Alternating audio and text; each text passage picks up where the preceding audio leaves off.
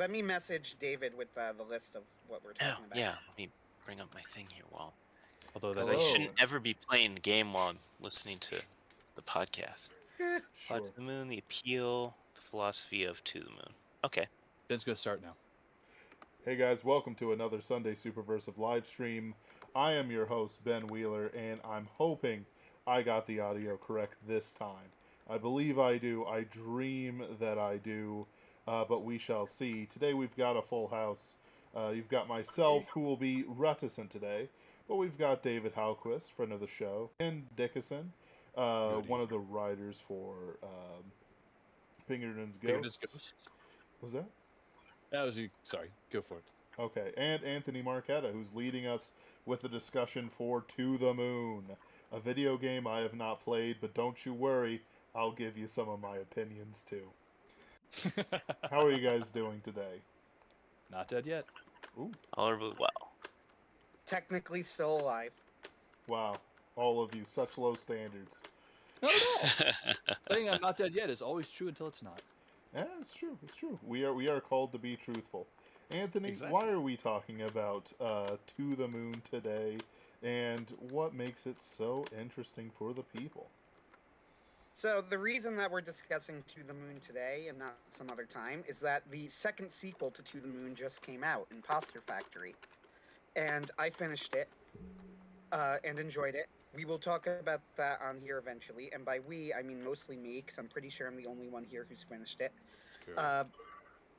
But To the Moon is quite an interesting game. It's not really a game, to be honest with you. It's more like a visual novel. Yeah, That is how I simulator, always. kinda. What did you say? I'm sorry. Walking simulator, kind of. Yeah. I think that that's a fair way to put it. I don't even think that people who are fans of it would object. Since I'm a fan of it, I don't object. However, it is good. So, the original To the Moon, I like it more than Ken did. What makes To the Moon interesting? I think the best way to explain that is to go through the plot of To the Moon. So, for everybody who is listening to this, we are going to spoil all of the games. We kind of have to. It is a bit of a shame, because a lot of the appeal of the game is that there are some fairly surprising and fairly well done plot twists. But to discuss the philosophy, it's pretty much necessary. You need to discuss how it ends and, how we get there and stuff like that. So I don't really think there's a way to avoid spoilers. Which is a shame. Yeah. You can't think of any plot twists? No, I can't think of any way to discuss without spoilers. Yeah. I guess all we can do is make sure people do go and actually get the game if they haven't played it beforehand. We can positively recommend it, I think. Mm-hmm. I have put the link in chat. All three of us who have played it can recommend it. I'd give the game about a B or a B+, but I would still absolutely recommend it. I would give it an A-, probably. Okay, fair. But we'll discuss it in a second. So, the plot of To the Moon. So, the plot of To the Moon, first off, this is one of the main reasons that I got it. I actually think that the premise is genuinely brilliant. Now, as Digibro would tell you, the premise is the least important part of a work, but I cannot deny that it caught my attention. So, the premise of To the Moon is that you play as two scientists, Neil and Eva, who work for an organization called SigCorp. And SigCorp's job, by the way, I do not have the plot summary up in front of me. I actually have all of this memorized. To the Moon made an impression on me. Anyway, and SigCorp's job is that they go into the heads of people who are dying, and they alter their memories so that to make them believe that they fulfilled their last wish. It's all voluntary. The person who is dying needs to sign up with SigCorp. They need to explicitly write down what they want, and the scientists who go in have all sorts of limitations on what they could do, but that's the basic idea of it. So the scientists they try to portray the scientists as somewhat likable people. Dialogue is varying levels of cheesiness, as Ken can attest. Right? But the worst. That's the basic appeal of the game. And the idea is that you go into the dying old man's head. Into the Moon, it is an old man specifically. And you go through his past in reverse chronological order trying to figure out how you can change his memories in such a way to make his dream come true. And his dream is that he wants to go to the moon. And that's the plot of the game. And the first thing to mention about the game, why the game is so good. Number one, the premise is ingenious. I love the premise. I think it's brilliant. Number two is that the music is absolutely gorgeous. The music is 10 of 10, absolutely unbelievable. I will argue that the music is the best part of the game. I don't even think that that's a bad take. Yeah. The music is brilliant. So that's the second interesting thing.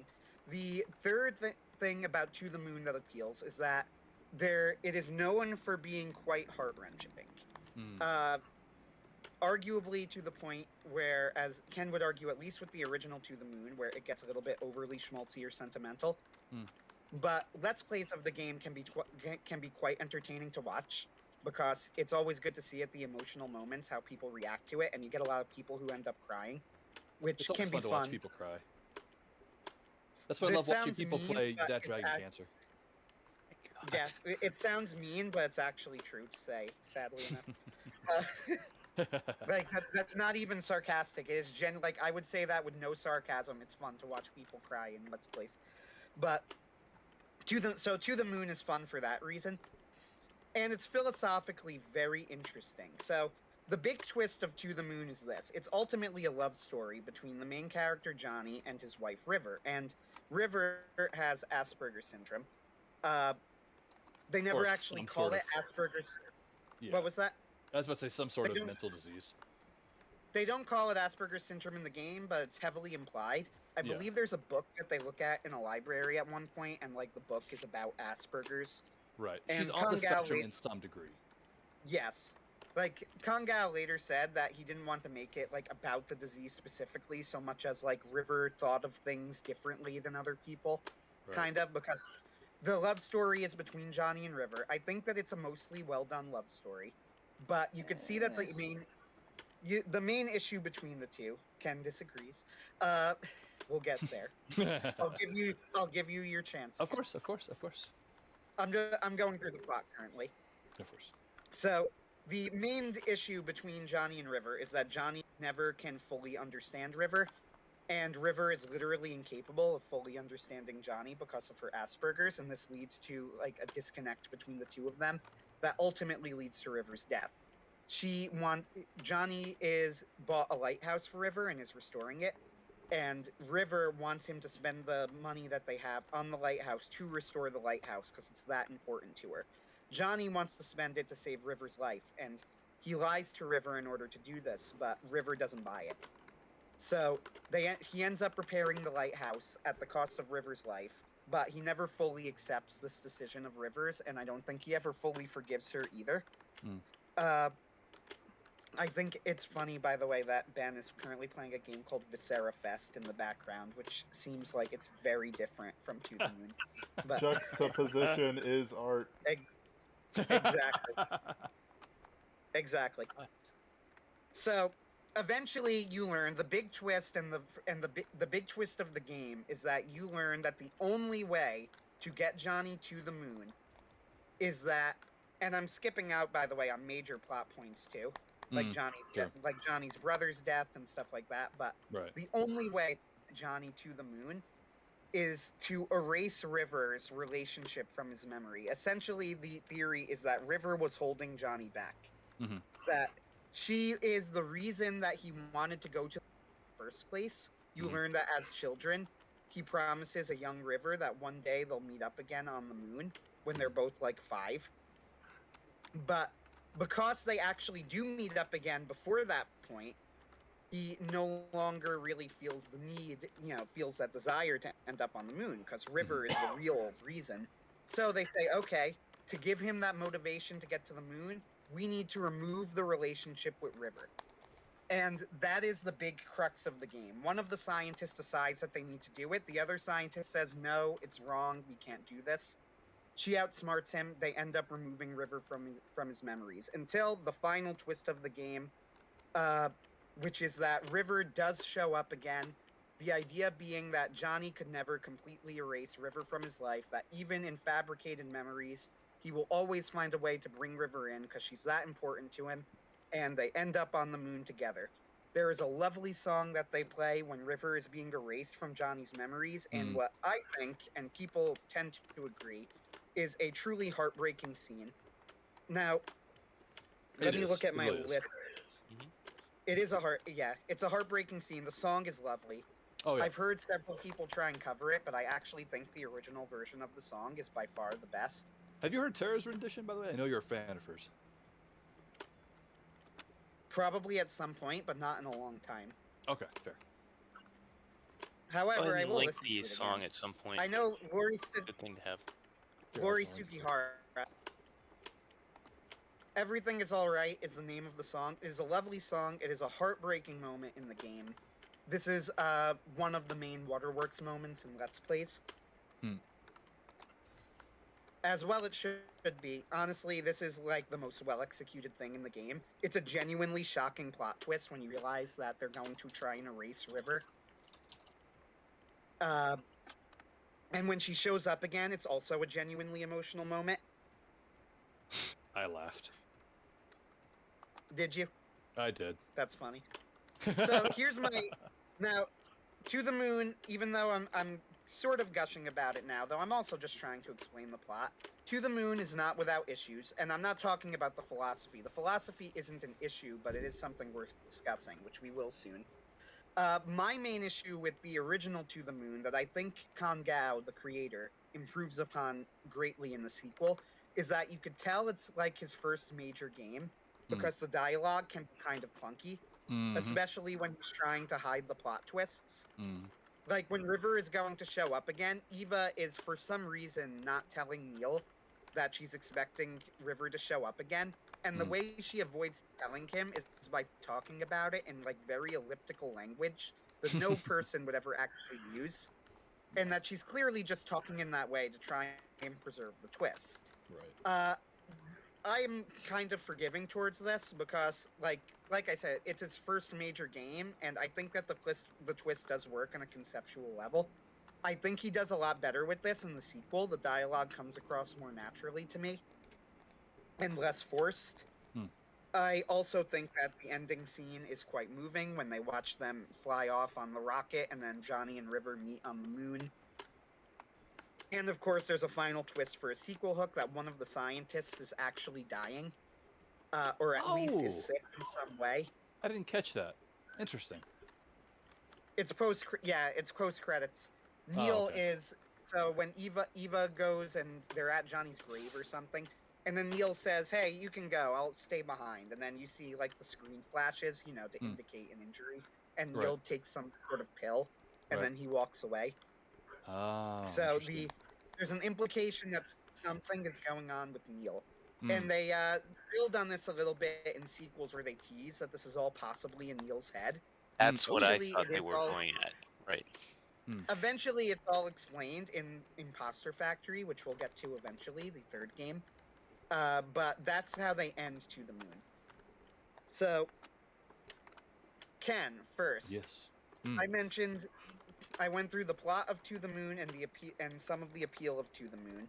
Though we'll get to the philosophy is next on my list. But first, what did you think of To the Moon? You said you gave it a B+. I give it a B+. What are your opinions? What did it do well versus not do well and all that stuff? First off, what is a B+ to you? A B+ is, I'd recommend it, but only if it's on sale. Is how I would frame it. See, that's closer to like a C+. Like a C, so that's interesting. yeah. You're a tough grader. I am, yes. Patrician. So, allow me to read the recommendation I posted on Steam. Or at least you said give you the good and bad. This is what I wrote for the good. Lovely music that is beautiful in its simplicity. In fact, the music almost makes up for the other flaws. Almost. Some of the story is emotionally impactful. I love the sci-fi part of the plot. Technicians that grant a dying wish via memory alteration? Very well done. And the execution is probably the slickest part of the game. The bad. These are the first one. The game will lag. There are fixes to this, but they're imperfect. I don't know if that's changed in the 3 years since I made that review, but that was always something that took me out of the game almost immediately. I hated the lag. The I humor don't remember it lagging for whatever that's worth, which might be nothing. But it could also have been the PC I was running it on because it was very old at the time. The humor is so terrible; it's the reason I've had to quit the game several times. They will. I hate puns. I don't know why. Puns make me angry to the point of screaming sometimes. And that's when I shot him, Your Honor. And there are so many puns in this. You won't like Ace Attorney. I know. That's why I don't do Ace Attorney. That's why Ben and I come to almost blows sometimes when it comes to my script. He will edit one of my Pinkerton's ghosts, and then I will see his edits, and I will cut out puns that he makes without telling him because I hate puns so much. I don't even notice I put them in, to be honest. I know. That's why I feel I can get away with it. Also, there's so many. Like, I've been big into Ace Attorney recently, and it's super, super pun heavy. There are also so many callbacks to the Animorphs book series. Like, okay, there are fine book series. Ghosts. Yes, and there never will be, if I have any say in the matter. By the grace of God. I will say, I enjoyed the books when I was 3rd and 4th grade. They're probably fantastic, probably great for kids, because there's all kinds of blood and guts and stuff, and it was dealing with the emotional conflict of growing older while having phenomenal Animorphs was superpowers. interesting. It varied wildly in quality, from, like, honestly pretty great to, like, almost unspeakably awful. Really? Okay. I stopped after, like, book 15 or 16 because I had grown out of them. There are some books that I still remember to this day as being great, and some that were just so bad. Sure. It was a weird series, but anyway, keep going. I would like to reread it just to see if anything holds up now that I'm 35. Ugh, 35. Also, let's see. Back to it. The main characters are fine by themselves, but they have terrible chemistry together. I hate the two scientists. Separately, both are fine. Together, just the woman is so condescending to the dude, and the dude is such a tool. It just drives me crazy. The gameplay exists. There are actually some little puzzles that, you know, if you're not very bright or you've never done a Sudoku puzzle, they'll challenge you. But I don't think you should be at all challenged if you've ever played a video game in the last 30 years.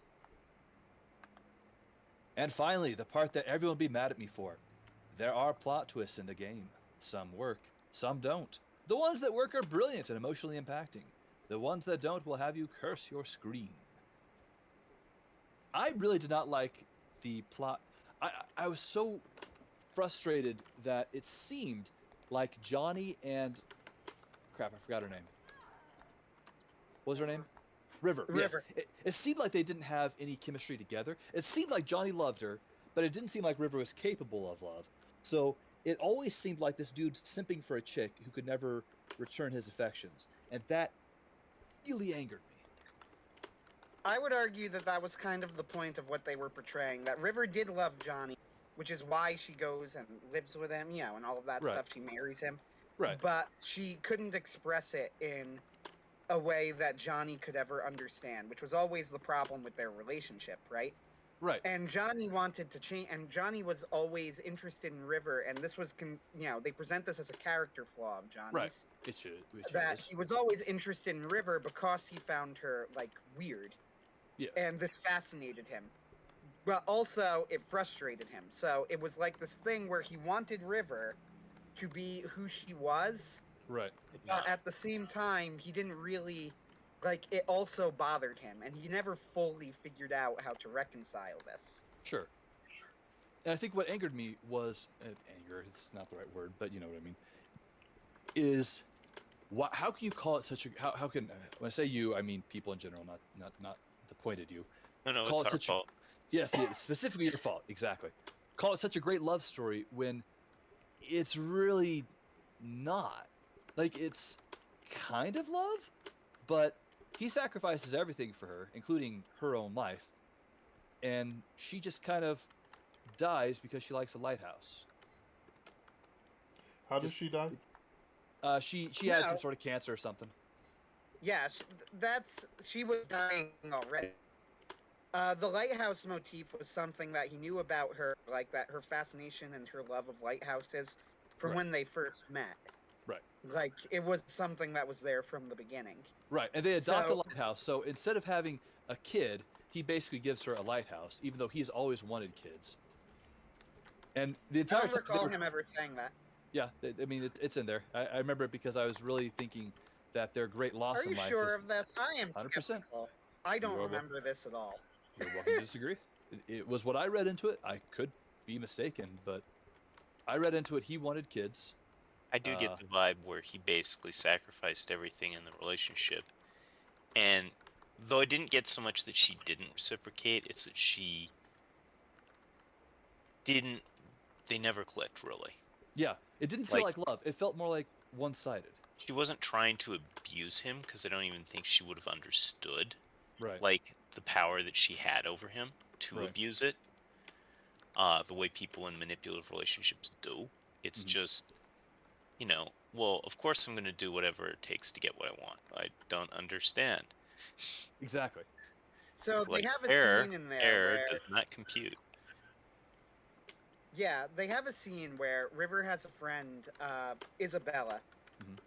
Oh, by the way, Ken, you didn't actually post your link to the song. Oh, that's right, because you can't post links if you're not admin or whatever. Okay, well, whatever. Link it to me through Discord. Oh, okay, sure. I will send that to you right now. Anyway, so she has a friend, Isabella, and Isabella marries Johnny's best friend, right? So that's a whole thing. So that's a whole little thing in the game, which is fine. Like, this isn't a criticism or not a criticism. It's just a thing that happens. Right. And Isabella is also autistic, or on the spectrum at least. Right. But there is a scene, which is, I think, a very interesting scene, where she says that unlike River, she was diagnosed with it early enough that she was essentially able to create, like, a system where she could communicate properly with the rest of the world, but that it ultimately later made her lose touch with her real personality and how she actually wanted to act. Right. And she says that sometimes I envy River, and then she thinks, you know, sometimes I feel bad for her, sometimes I envy her, and then she pauses for a moment and goes, no, actually, I think that I just envy her. So there's this idea that, like, River is living the way that she wants to live. Right. Like, even though other people, you know, and Johnny is fascinated with her because of how different she is from other people, but he's also frustrated by it. And this is, like I said, this is shown as a character flaw of Johnny's, that he's almost using River. Like, you know, you're not really interested in River. You're interested in her because she's weird. You're not interested in what's best for her. So, is that really a fair River's thing not to interested say? in what's best for River. I don't know. Yeah, that's true too. Yeah. I think that that's absolutely fair. So, I think this is a good segue into the philosophy of the game, and that, and it's also going to be a good segue into the philosophy of Finding Paradise, why I like, and also why I like the series. Okay. So, the philosophy of the game is something that I fundamentally have an issue with. Like, so the philosophy of the game is this: it is better for you to live out your fantasies of with fake memories than accept reality for how it is, if it will make you happy. You're dying, so who cares? I don't agree with that at all. Right. I have a fundamental issue with that. First off, Johnny might be dying, but Johnny is also the last memory of River in this world. Right. Like, River, so Eva takes a huge risk in wiping out River, and she is banking on, according to her, the fact that Johnny can't ever really get rid of River, and she will be back, right, in some way. And she's right. But she doesn't know this. Right. It's not only that, well, she says she takes a risk. She's thinking that's how it's going to end up because of the way their relationship works. So, like, the problem with this is, what if she's wrong? Right. That's the first thing, like, and that was Neil's point, right? Neil is like, no, I won't let you do it. Like, it's a terrible thing that you're doing. And you know what? Neil He's is right. right, because River is also a person, right? She was a real human being. She was a flawed person. She was a person who made mistakes, who did things I didn't agree with, but ultimately she was a person. And now this version of River in Johnny's mind isn't the real River. It's the idealized River in Johnny's head.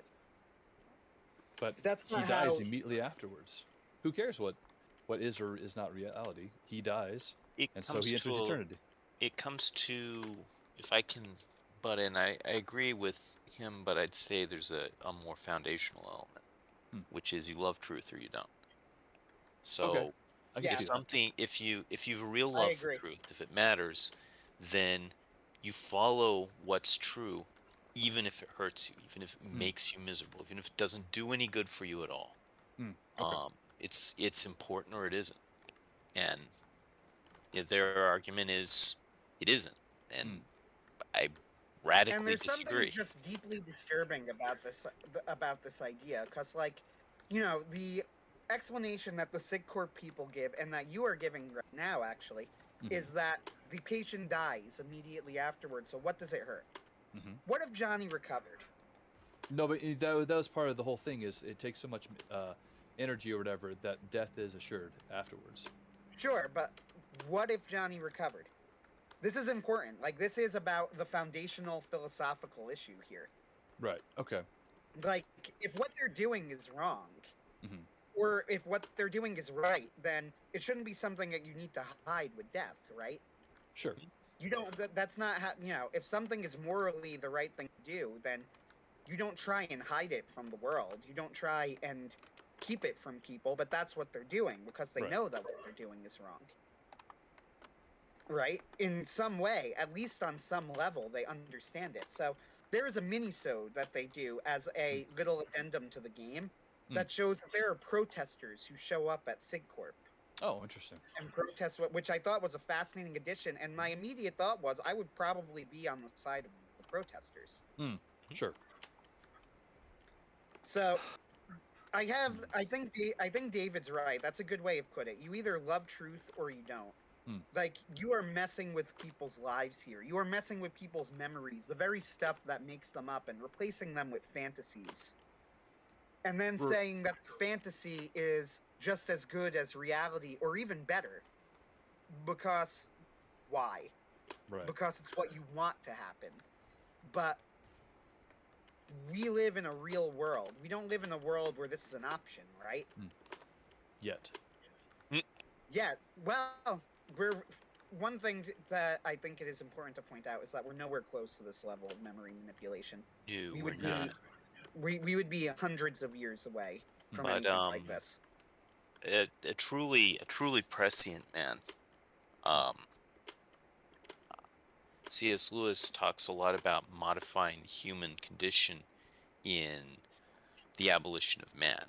And so at the time, they didn't even have Watson and Crick's genetics, I think. Like, they didn't know how it worked, but everyone was like, we're going to make better minds, we're going to make better bodies, we will remake people to be better. Right. And of course, fundamentally, he's like that would be the end if we ever truly got that kind of godlike power, because we're not God. And of course, when you're getting the ability to change yourself, you're not getting the ability to change yourself. Someone else is getting the ability to change you. Right. It's not the same thing. Sure.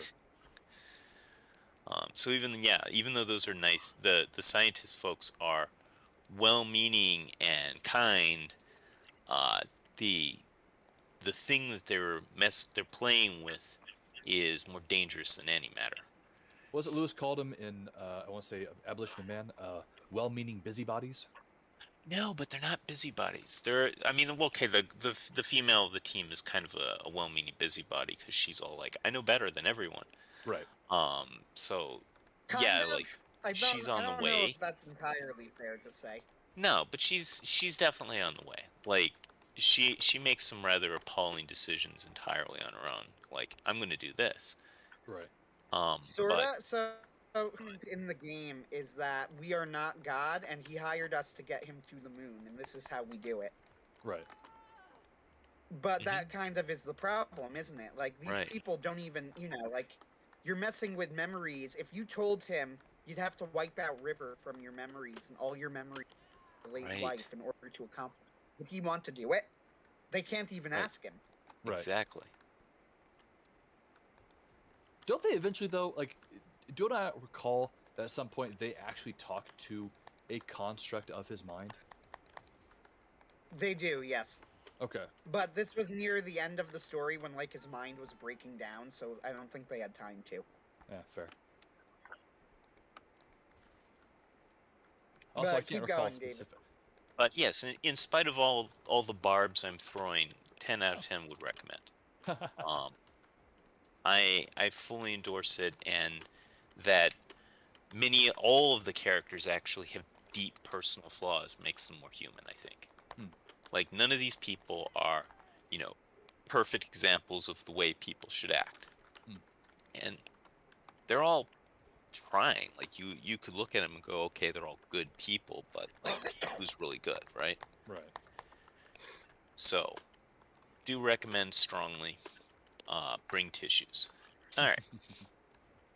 So, this is where it gets interesting, though, because... Yeah, right?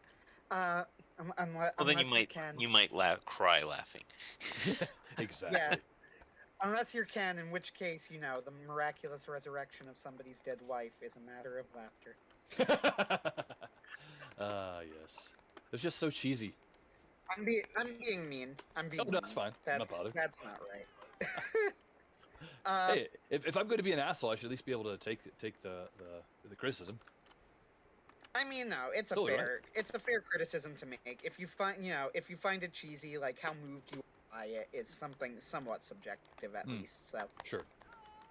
But I found it moving. I was very touched by the game. However, the sequel. So the sequel is where the philosophical elements of the game get interesting, and it's also why I like Kan Gao. Oh, so the sequel to the game is called Finding Paradise. And it is the same basic plot as the first game. They have to go to a different person in a different situation. This time it's somebody named Colin. They created a little game as like sort of as an intro to the series called A Bird Story. That's about like the main character's childhood, where he finds and cares for a bird.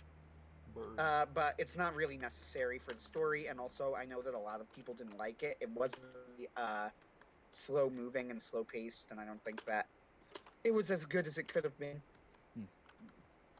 Music was still great, but it always is. It's Kan Gao. So Finding Paradise, though. The plot of this game is the same basic thing with a different person, and they start going through his mind, but there's something different about this person's mind as opposed to Johnny's. Now, To the Moon, the conceit was that they were always going to moments in Johnny's life where he felt some sort of regret or meant something momentous to him that stuck out to him in some way, either because he was not satisfied with how events went or just because it had a major impact on his life. Right? So they go to, the night of his wedding. They go to, from before that, him meeting River, but also the conversation afterward where he's called selfish by his friend because he doesn't really care for River as a person, but more because she's this weirdo that he cares for. Well, in Finding Paradise, when you start going through these moments, you realize something strange. None of Colin's, who is the patient in this version, none of his loved ones are showing up.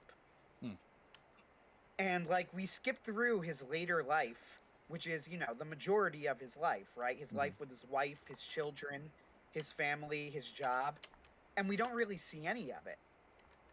We barely see his wife in the memories. What's going on? Then when we get to his childhood, we meet a girl who doesn't show up at all later on, called Faye. And Faye is completely absent from his later memories. And we don't really know why. And Neil says something along the lines of, we might have to do something about Faye. Now, he specifically says in the story, and I think, by the way, that the dialogue is less clunky than To the Moon. This is all handled better than the kind of elliptical way of speaking that they use at the end of To the Moon. But Neil says something along the lines of, we'll have to do something about Faye, though he does explicitly say something like, I don't want to just get rid of her like we did with River. We'll have to think of something. But Faye only hears him say, we'll have to do something about her, and she's convinced that he's going to try to eliminate her. Oh, so now, Faye, the memory is able to think for herself then. Well, that's the big twist of the game.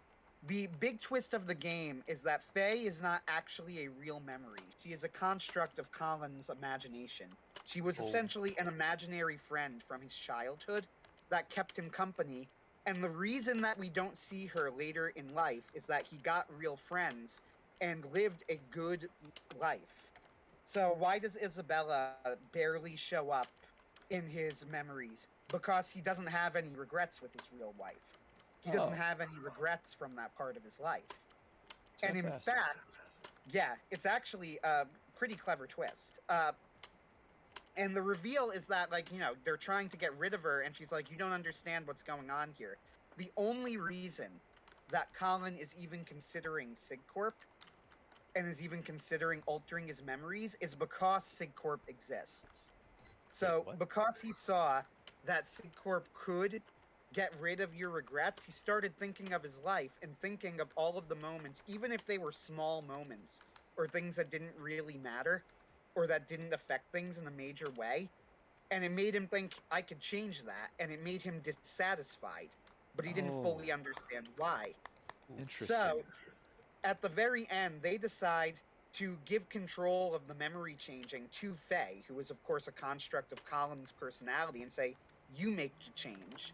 And the only change that she makes is that he doesn't see the commercial for SigCorp on TV. Huh. And he dies satisfied with his life as a result, because now he is forced to accept it as he actually had it, and looked at in a way where you can't change it, and you need to accept life as it's presented to you. He realized he lived a pretty great life. I like that. That's a good. I still keep wanting to think playing the "It's a Wonderful Life" music is. You had a pretty wonderful life.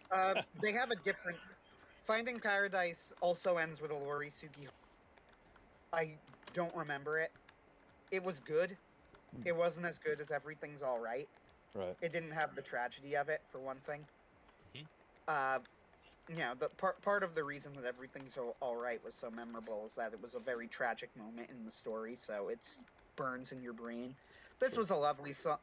My recollection of it was that it was a lovely song, and it was done, at the very end of the story when Colin is about to die and you figure all of this out. But the fascinating thing about Finding Paradise is that the message of Finding Paradise is the exact reverse of the message of To the Moon. And in fact, it calls into question the very purpose of SigCorp and what they could do. Interesting. And Con Gao has said as much. He said that To the Moon is about choosing fantasy over reality, and Finding Paradise is about choosing reality over fantasy. That's very bold of him to say. I'm very impressed by that. Not a lot of authors or game developers would make that same Sophie's choice. It's a really fascinating thing. When I first played Finding Paradise, so here's the thing about Finding Paradise. I think that it is more polished than To the Moon, writing-wise, plot-wise. However, I don't think it's as emotionally as To the Moon, because it's not as tragic as To the Moon, but I think this is inevitable, considering the sort of story that he's telling. Right. Like, the whole point of the story is that Colin's life is pretty great. Mm-hmm. So, inevitably, it's not going... And, the characters who supposedly should matter the most to Colin's life story, his wife, his children, and all of that, don't show up that much because he's satisfied with them, and they don't really have a reason to show up in a reel of his regrets, so you don't really get to know them very well. So this is a good example of objective versus subjective. Objectively, I think Finding Paradise is the better game in that the plotting is better. Philosophically, it's healthier. Mm-hmm. The dialogue is more polished, less forced. generally everything is just like he's clearly learned from the lessons that he got from To the Moon. Mm-hmm. But emotionally, it's not as resonant. And, does that make it a worse or better game? I think that it's objectively better, but I think that you'll connect more with To the Moon. But it's it's fascinating. It's one of the reasons pick Kangao's brain one day about the story. That'd be fascinating. This makes me really want to examine not only the game that you mentioned, Finding Paradise, but also delve into Imposter's Paradise, or no, whatever you called it. Imposter Factory. There it is. Yes. Living all his life, living in Imposter's Paradise. So I can't remember the lyrics to the original well enough, or even the Weird Al well enough to parody that with you. Living in a gangster's paradise. Yeah, there we go. We don't fight, we all play dice, living in an Amish paradise. So, Finding Paradise, though, it's a lovely game too. The music is just as good. Like I said, I don't remember the song, but again, that's honestly, I'm not even sure if that's so much the fault of the song, so much as Everything's Alright appeared at like a really, really emotional point of the story, which kind of burns it in your brain. And Finding Paradise, not that this moment story wasn't emotional, because it was, the end of the story and Colin is dying, but it's never going to be as emotional as, like the from your mind and potentially from existence, essentially. Right. So there's not as much there to get it burnt into your head. But it was a fine song. Finding Paradise, it's a fascinating game. I think I agree with level, and it also kind of shows my issue with what SigCorp is doing, right? Like, SigCorp, the whole idea is that SigCorp is offering you a chance to live your life over again as if they know what's going to make it better. Right. But we're not God. Humans don't always know what's best for them. In fact, I would say that it is a part of the human condition that we don't know what's best for us. So this idea that, just because somebody's dying, it's okay for us to go in and to rearrange major aspects of their life and essentially to leave this up to strangers too, people who you don't even know who are going in and doing this. It's fundamentally a very messed up idea, really quite dystopian. Sure. And now that I can, now hearing David's criticism of you either love truth or you don't, definitely makes me reconsider my previous perspective on the whole issue. I'm going to have to rethink it at some point further, but yeah. All right, that's all we needed. We can pull the plug now. That's right. And fixed. That's right. Just end it now.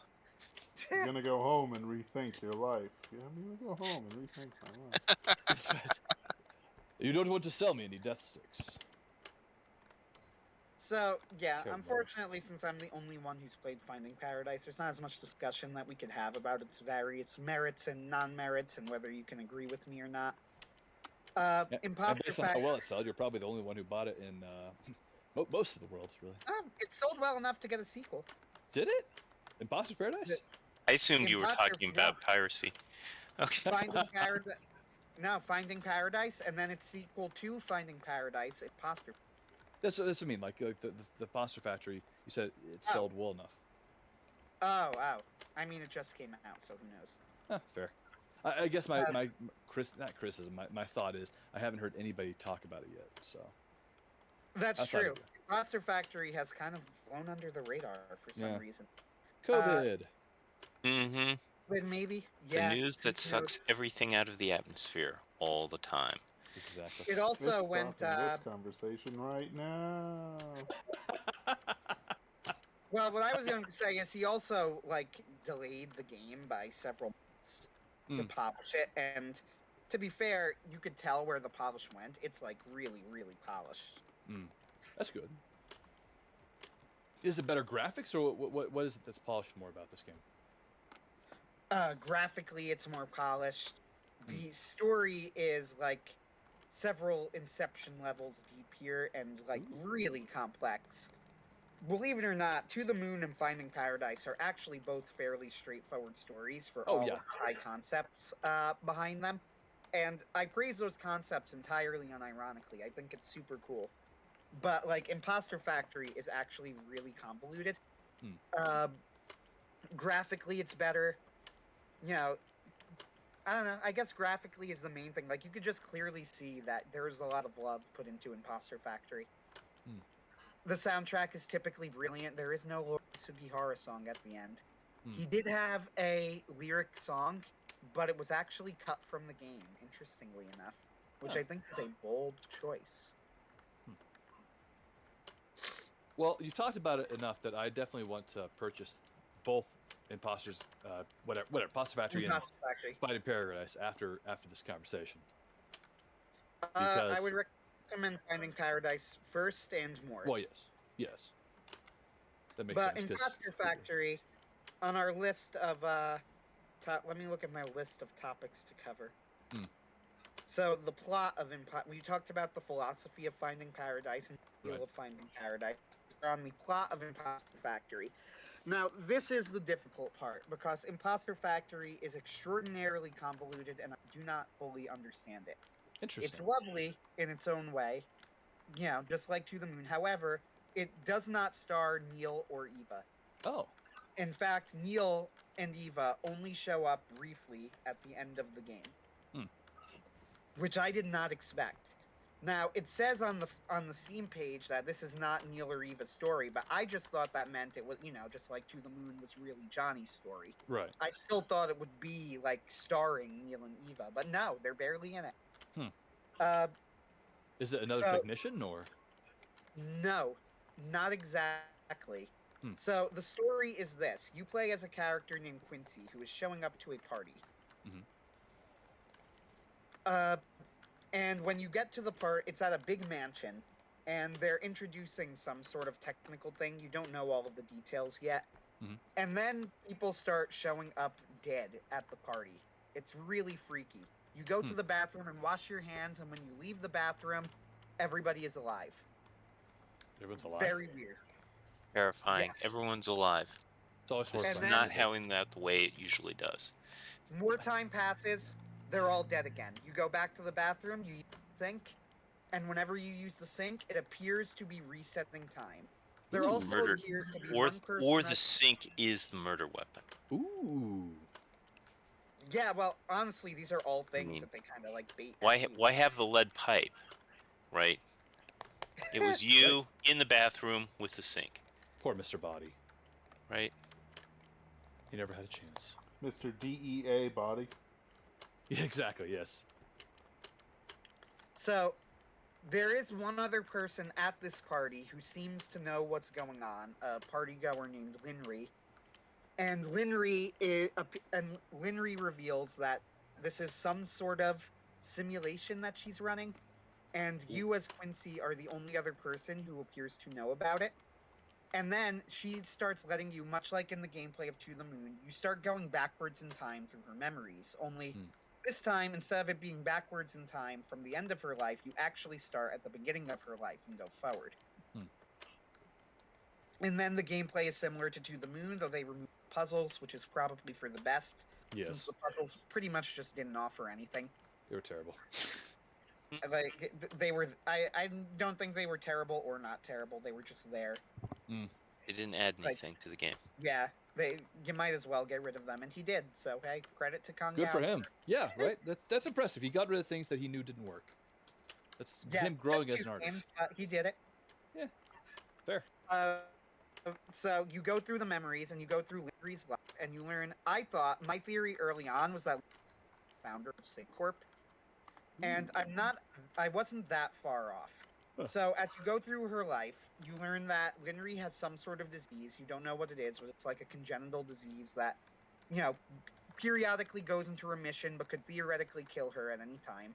And she gets really into studying memory and neuroscience, and she meets somebody in college, Quincy, who you are playing as, only our Quincy has no memory. he is watching the story from the outside like everybody else. Right, so he finds this all very strange. Yeah. He finds this all very strange, but she meets Quincy. They fall in love. Quincy learns that she's terminal, but he doesn't care. He loves her anyway. They actually don't say that they get married, but they might as well. So they don't say that they don't either. So I'm just going to be a good Christian and assume that they got married, because otherwise they'd be living in sin. This is a Christian Minecraft channel. That's no right. dirty words. Heck and darn it. Hey. Quincy ends up. They don't really say what he does. Stay-at-home husband. Feminism, whatever. I don't care. There is a little feminism in these games. Yeah, there's a little. There's a little bit, but it's like they really don't talk about it at all, to be honest with you. And honestly, I just don't know what he's doing. For all I know, he could be a writer during the day, so he just happens to be at home. But whatever. So she ends up becoming a neuroscientist, and she goes and looks for the people who live at that mansion. They're developing some sort of memory alteration technology, and they hire her. But then an accident occurs. Quincy gets upset because she talks about she might even want to move into the mansion with them because they want her there for whatever research they're doing.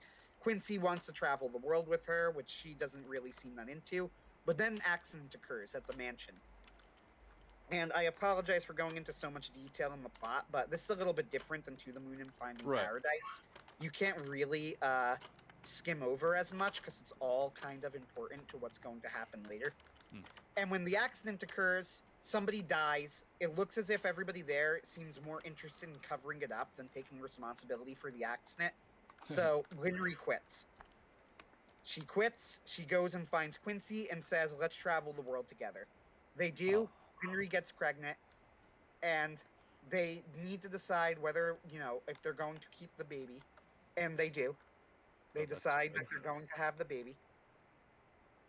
Hey, it is something that, like, especially if you're Christians, that you would consider, right? If you have a congenital disease, and they do. Oh, yeah. The baby. That's a good point. So I forgot she was diseased. Yeah, so I don't have an issue with this plot point. Sure.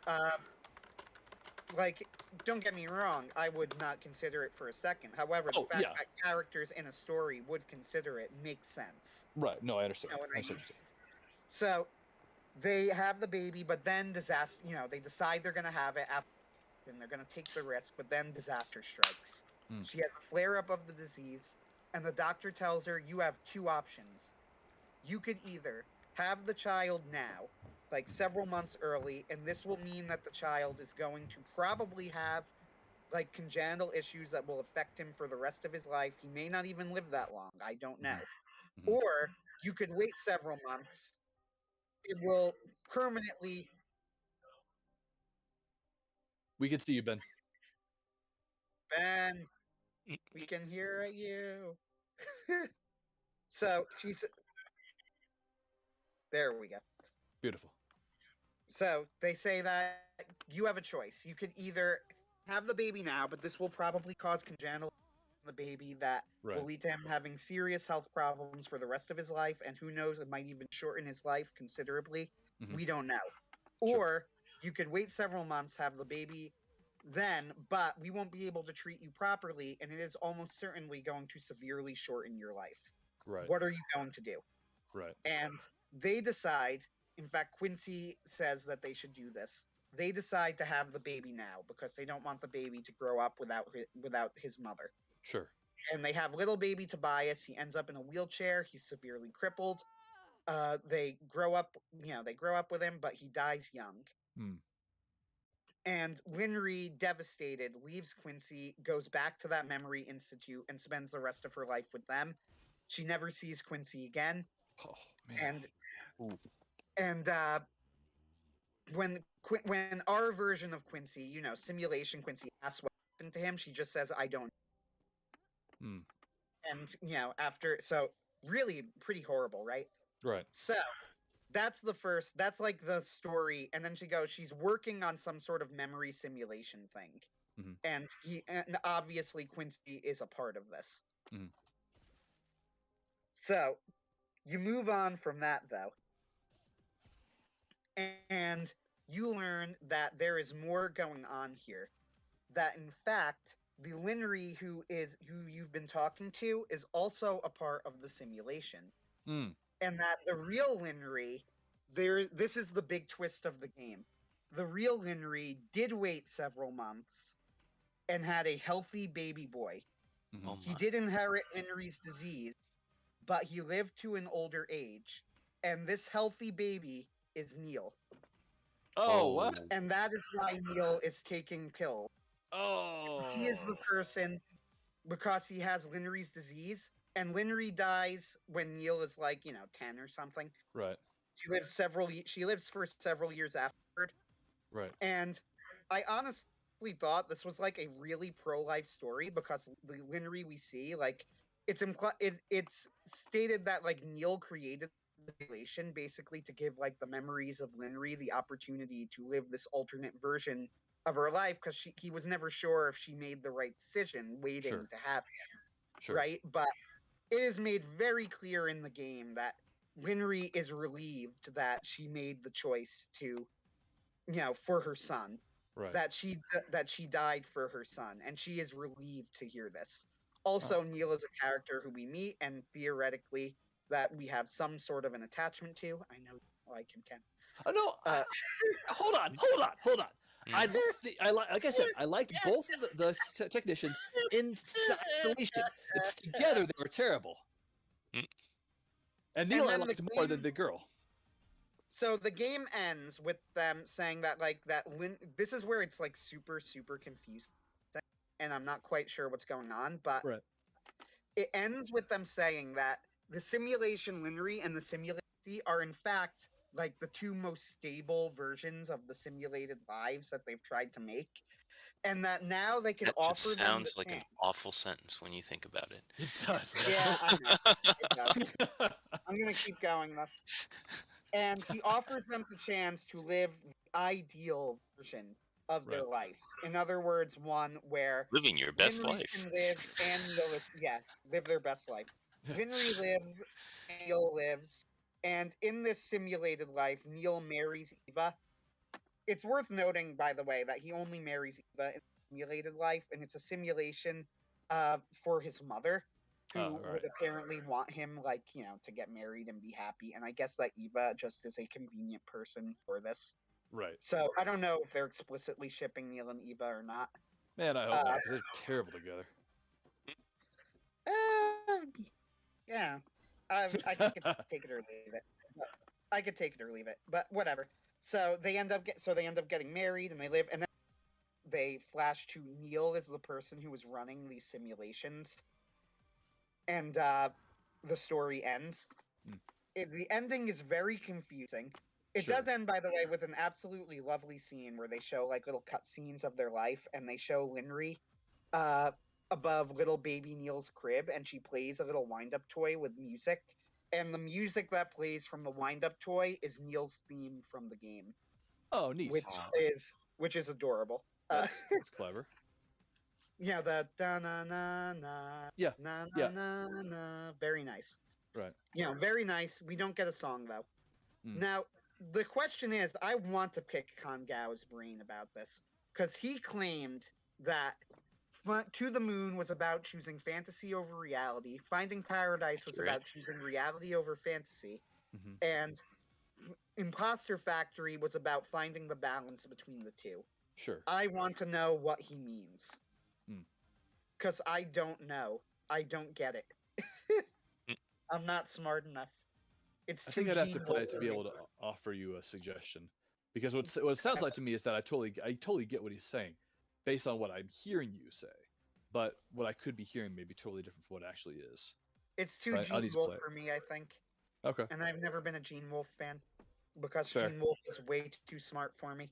Every time I read a Gene Wolfe book, I feel like I should be coming away like in awe of the genius that I've just read, and instead I'm just really, really confused.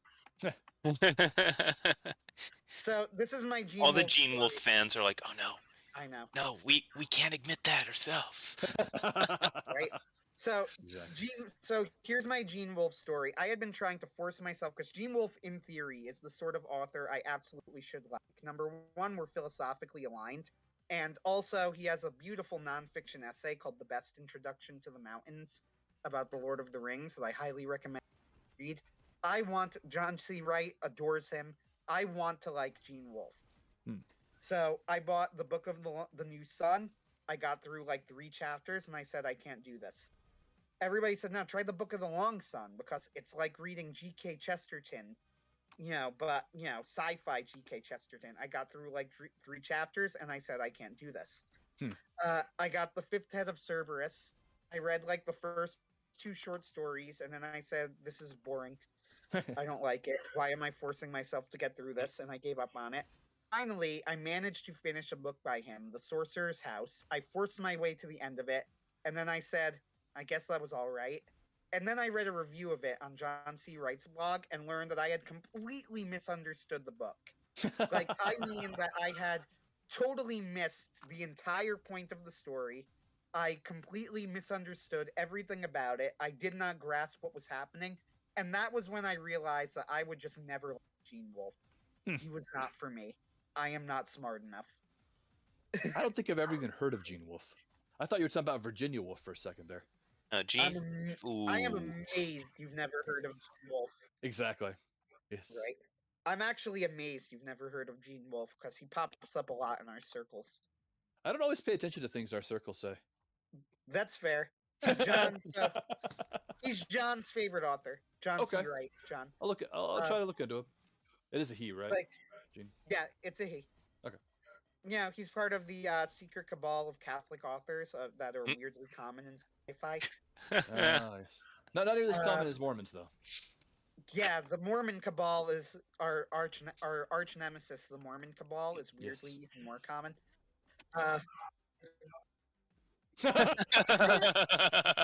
Keep talking this is about a it. Do want to die. Ghost episode. No, but he's much beloved among our side. Castalia House published a book of analysis on Gene Wolfe's works. And philosophically, I fully agree with Gene Wolfe. He knows what's what, right?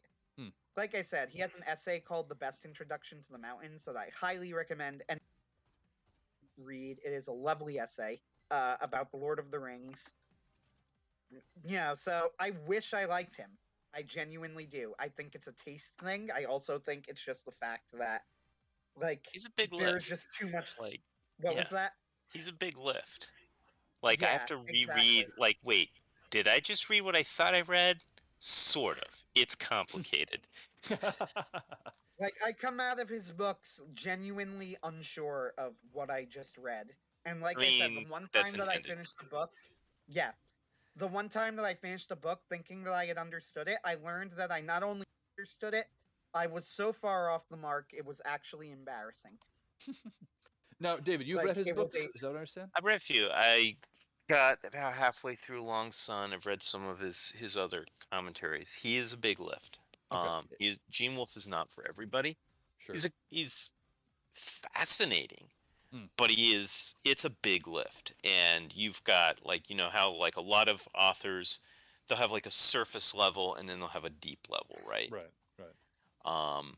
You got a layer cake going on. You've actually got one of those things that has flaky layers everywhere all the way going down. He goes in all kinds of crazy directions, refers to other things. There's odd moments that come up. Yeah, if you want a kind of a puzzle with your reading, then you probably dig Gene Wolfe. And yeah, you get half the time he's just having fun with you as he's writing. Oh, okay. He's one of those authors. So Imposter Factory felt like to me in some ways at least. I mean, it still had beautiful music. There were still moments of the story that I thought were very grounded, and you could definitely see all of the ways that he, again, the dialogue was more polished, it was less forced. The plot was, I don't know if I want to say that makes more or less sense, but it flowed a little bit better. Like I said, my big issue with To the Moon specifically was that they had to have the characters talk in ways that sounded unnatural to make the plot work at times.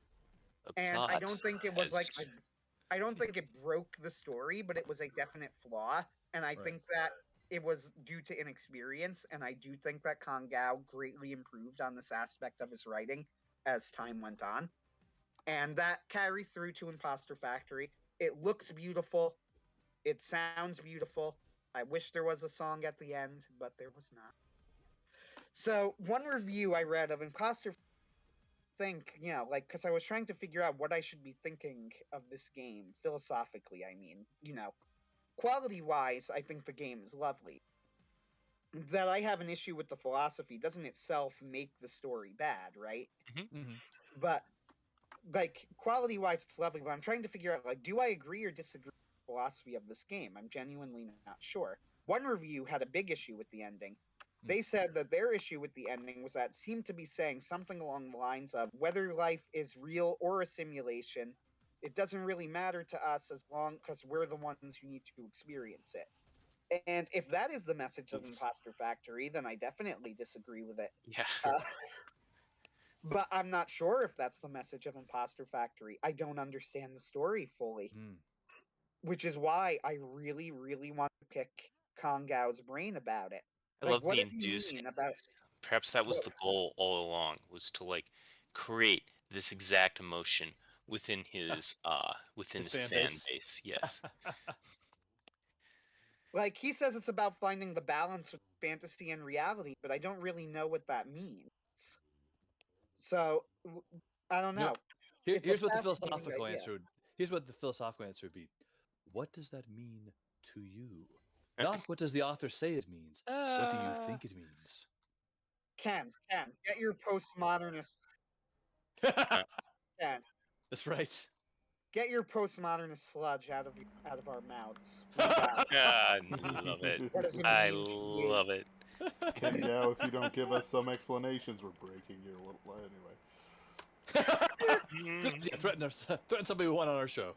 Exactly. And the Lord of the Rings is actually an allegory for the atomic bomb. Ugh. Well, of course. Specifically, true story. What? Come on. I could see that. Actually, no, I know there's someone that probably said that, but... Oh, no. I'm saying that as a joke because Tolkien has literally addressed that exact claim directly in essay, and he was contemptuous of it. Of course he didn't actually outright slap the person that said it? Well, he would have. He basically said, he goes, it is not an allegory for World War II. It is not even close to an allegory for World War II. And he says, in fact, if it was an allegory for World War II, I remember then the Allied powers would use it, and and they would be Saruman, basically. It was horrible what he said. It was like, oh my, OMG. It was like, had Lord of the Rings been about World War II, then the Allies would have conquered Sauron with brute force, taken the ring, and used it to conquer the rest of the world. And I'm like, oof. That's an oof at us. Okay? I mean, yeah. And 80 years later, the victors would regret their victory. That's right. Yeah, big oof. And Alexander looked over his kingdom and realized, whoopsies, my bad. Conquered too much, too hard. Too fast. I'm sorry, Persia. So, Imposter Factory is just like, I don't buy this. It's all up to what the viewer represents. No, the author was trying to tell me something. I want to know what it was. I'm just giving you a hard time. No. Well, there's only one way you can do it. You have to actually enter his dream through a simulation generation system. When he's about to die. And then go back through his life and try and figure out what he was actually trying to say. I like it. Let's give him cancer, and then he'll have to do this. Amazing potential fan fiction. Somebody who is far more obsessed with this than I am needs to write one day. I don't know. You're pretty obsessed by people I know. Pretty obsessed, dude. That would take away from which actually makes you a good gene. I'm comparatively obsessed. I refuse to write. So fan fiction is something that I won't do, and the reason that I won't do it is because to me it's like a cost-benefit analysis thing. Right. Fan fiction gets you almost no benefits. You won't make money off of it. And fan fiction's like cosplay.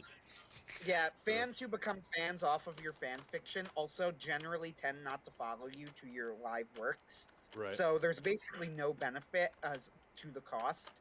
If I'm actually going to spend time writing something, it should be something original. Fair. At least if I take it seriously. This is not to say that all fan fiction is worthless. That's absolutely not true, in fact. I know that it's easy to say.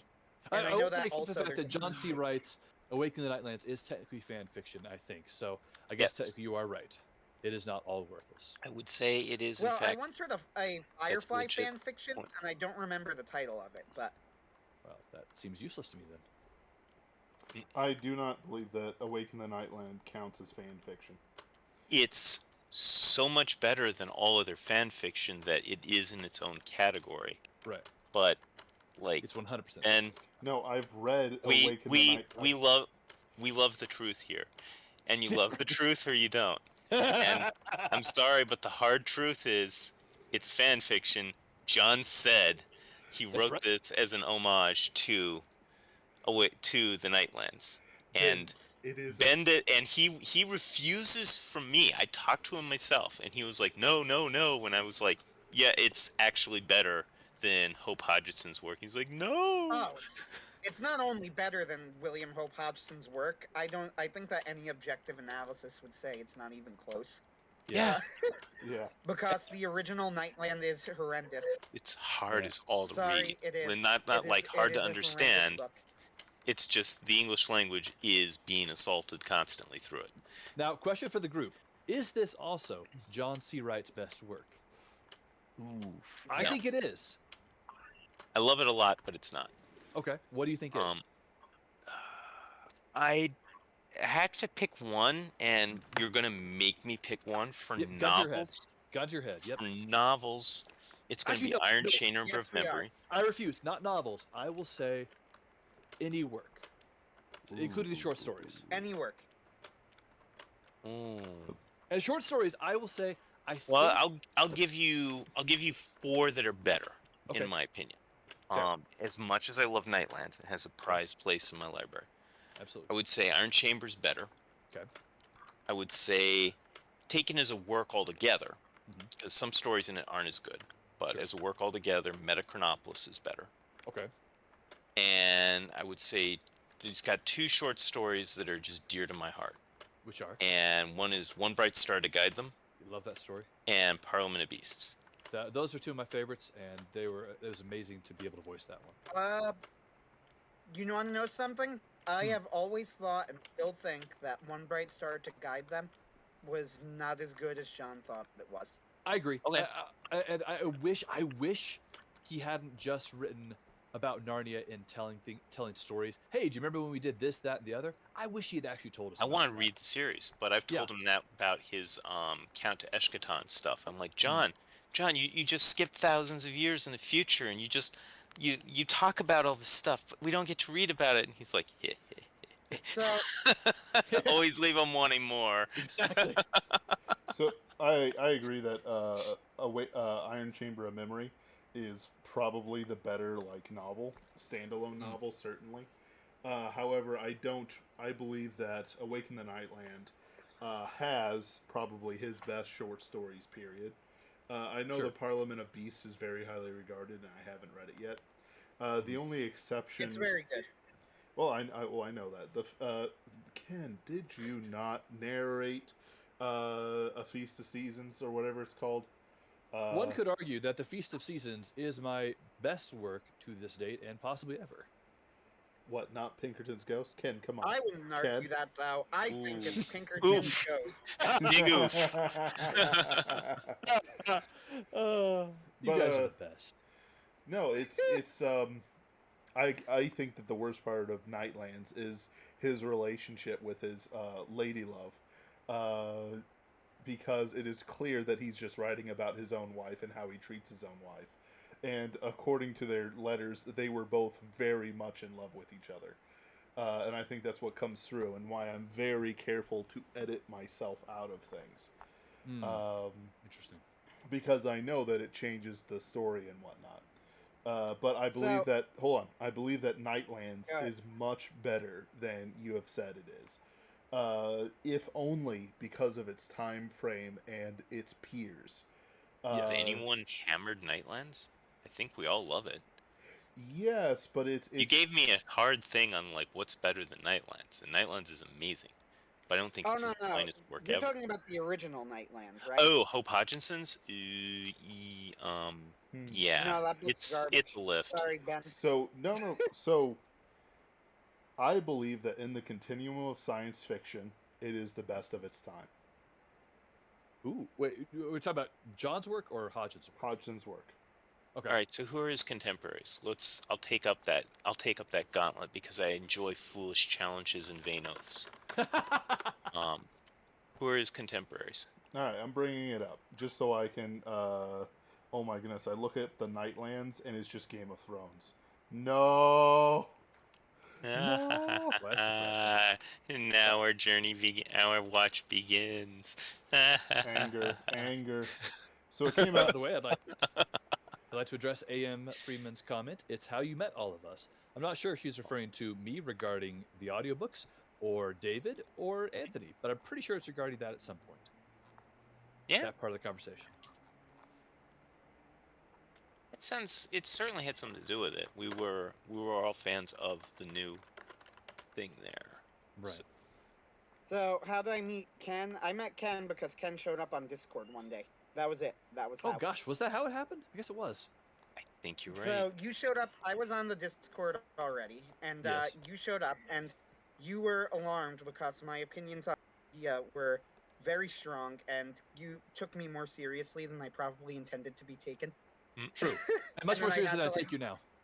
And then I had to explain to you, and then I had to explain to you, Ken, I know that I just said Trigun's the greatest thing ever, and anybody who likes it is an idiot, but I don't really mean that. I was so worried that you were psychotic. And then Ben just one day said, "Hey, when Pinkerton's Ghost," and I thought about it, I'm like, "Yeah, sure, sounds fun," and you were part of it, so that's really it. There wasn't much more to meeting you.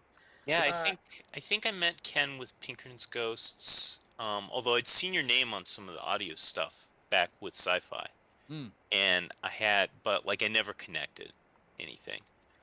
And the new with Anthony and I go all the way back to Sci-Fi Journal. Oh. Yeah. Oh, and Anthony apparently died. And Ben is likely. I'm still here. No, He didn't said die. yeah. He was just de-rezzed. Oh yes, erased. So great Tron reference, by the way. I'm actually going to rescind my opinion because I did not realize that both Tarzan and A Princess of Mars came out that very year, 1912. Yeah. So I thought that Princess of Mars was 1908 or so, and I thought Tarzan was a little beyond that. So in other words, it's oh well, all right. Yeah. Then. I will say that most of the books written in the year 1912 are absolute hot garbage. Sure. Some it's going to be most any year, sadly. An unknown Kafka book. Although apparently The Nightland was the 22nd most popular piece of literature of the time. Some Jungian stuff. The Lost That's World. actually extremely impressive. Did you say The Mad Prince was written then? No. Oh, okay. For some reason, I thought I heard you say that. No, that was an unknown Kafka. A Kafka that nobody talks about. Death in Venice. Death in Venice, that's what I think I heard. Pygmalion. So, my opinion really? of Awaken the Nightland is that it's technically an anthology of stories. However, it works so well as one work that it's impossible for me not to think of it as a single work, exploring different aspects of love. Love between friends, love between brother and sister, love between father and son, and ultimately love between husband and wife, and love between man and God. Right. And it's very much C.S. Lewis's The Four Loves novel without not even being a Christian at the time. Yeah, the cycle works so beautifully together that it's really impossible for me to separate it, and it's a better work looked at together. Awaken the Nightland is also, I call these chills moments. I don't know if there's another term for it, but when you read something and you actually get chills because something in it is wow, that was incredible. Awaken the Nightland about that in Mere Christianity. I felt that in The Lord of the Rings, in a couple of Nick Cole books. Right. And in Awake in the Nightland. And I think that's it. So the end of Awake in the Nightland gives me that, or the first story, the end of Awake in. So when he says only one set of footprints went in, right. That was a chills moment. That was like I paused and stared at the book, and just was like processed the ending because it was such a perfect ending. The very final line of The Last of All Sons is absolutely beautiful. Just brilliant ending to the whole saga. I'm kind of shocked that he wasn't a Christian at the time he wrote Nightlands. I know, but he admittedly says he was not a believer at the time. Because there's this thing where they turn their... Where some of the story? Oh, okay. For 3 of the 4, the only one that he wasn't a believer was the Silence of the Night, which is the most nihilistic of the Nightland stories. Because there's this scene where it's like the terrible monsters that have been oppressing and looming over with all their chthonic horror. Right. And like they're still there. They're like, oh, ooga booga booga, and they've got the new world. And she's like, ignore them. They don't matter anymore. Exactly. I love that. And that's like, who but a Christian would think of say that? Exactly. So, I've always mentioned that one of the 4 stories, like my favorite was Last of All Sons is probably objectively the best, but I preferred Awake in the Night. And Awake in the Night was probably the best. I considered The Cry of the Night Hound one of my least favorites. Was really good. And yet, no, I'm going to say, Cry of the Night Hound, this is why Nightland one of my favorite works of fiction ever. It's like a 9.5 out of 10. And it's probably one of my least favorite stories in Awake in the Nightland. The ending of The Cry of the Night Hound might be the ending of all of the stories that I think of the most. Like, first off, it's basically the same message and the same sort of character that C.S. Lewis uses. Warning, may make tough guys cry. Because it's all about a good dog. Right? Who's a good boy? Yeah. There was a dog too, so that's 10 of 10, perfect story. Exactly. No, he uses the same type of main character that C.S. Lewis uses in Till We Faces. A deeply flawed person, a deeply flawed woman, who puts everybody in danger and who is incredibly selfish, but who is motivated by a true and pure love. And ultimately, that love ends up being stronger than her sin and redeems all. It's the exact same character as Orual in Till We Have Faces, which is why I find it slightly ironic that John has said that he does not like Till We Have Faces. He doesn't? And doesn't understand. No, he does. Read his blog right now. Till We Have Faces. He has an article on Till We Have Faces. Explains why he doesn't like it. And I've been discussing it with him in the comments, like, he says he doesn't think Orual is a memorable character at all. And I went into the comments and I said, so I understand all of your other complaints. I understand all of your other complaints, but I sit here in stunned silence, wondering how anybody can find Orual not a memorable character, since she is C.S. Lewis's single best character. I agree. John, I thought you were one of us. I feel so betrayed. He says it's a taste thing, which is fair. Like, you know, he's objectively wrong. No, he says I understand it's objectively that it's a masterwork, and it makes a genuinely brilliant point, and that there is a reason for why he does everything the way that he does, but I don't like it, and that's fair. You know, you objectively wrong. Right? But you can't, in all seriousness, you can't speak taste. I mean, if he doesn't like the book, if he understands that the book is brilliant, but he just doesn't like it, I mean, fair enough, I guess. However, I love Till We Have Faces. Till We Have Faces has stuck in... And the weird thing to me is that the character of Orual in Till We Have Faces and John C. Wright's version of Antigone in The Cry of the Night Hound are essentially the same character. So the fact that he does not understand Orual, and yet he basically wrote the character himself, is really weird to me. I'll never understand John C. Wright ever again. I should have looked at him the same way. The Cry of the Nighthound, though, the ending of that is just absolutely beautiful. It really is. Yes. The ending of all of them are so. The ending of all 4 of those stories are so good. I agree. Except It makes me really want to go back and reread those. Yeah. I might. Yeah, I know. Honestly, maybe I'll read one of the Nightland stories. Pull it out. Cough. Ben. What? What? What are you Could guys read talking one of the about? Nightland stories on Halloween. Oh yes. Hey, we should talk about the next live stream. Ooh. We've got more to talk Good about. time to. Oh, for Okay. today? We can. So Right. there's going to be a Halloween live stream with a bunch of different guest authors and a bunch of different things. It's going to be pretty awesome. But I'm not going to announce anything until I have more of more of the promised stories in. So that's Fair why enough. I'm unwilling to chat too much about it to hype it up. All Fair right. enough. Wisdom. But Ben, this is 21st century America. Hype is all we do. Hype is all we are. Exactly. By the way, It's gonna be so cool. The reason why people don't go to heaven is because they don't have the best hype man. They lost him in the fall. Ben, I would have just liked to tease just one tiny little thing.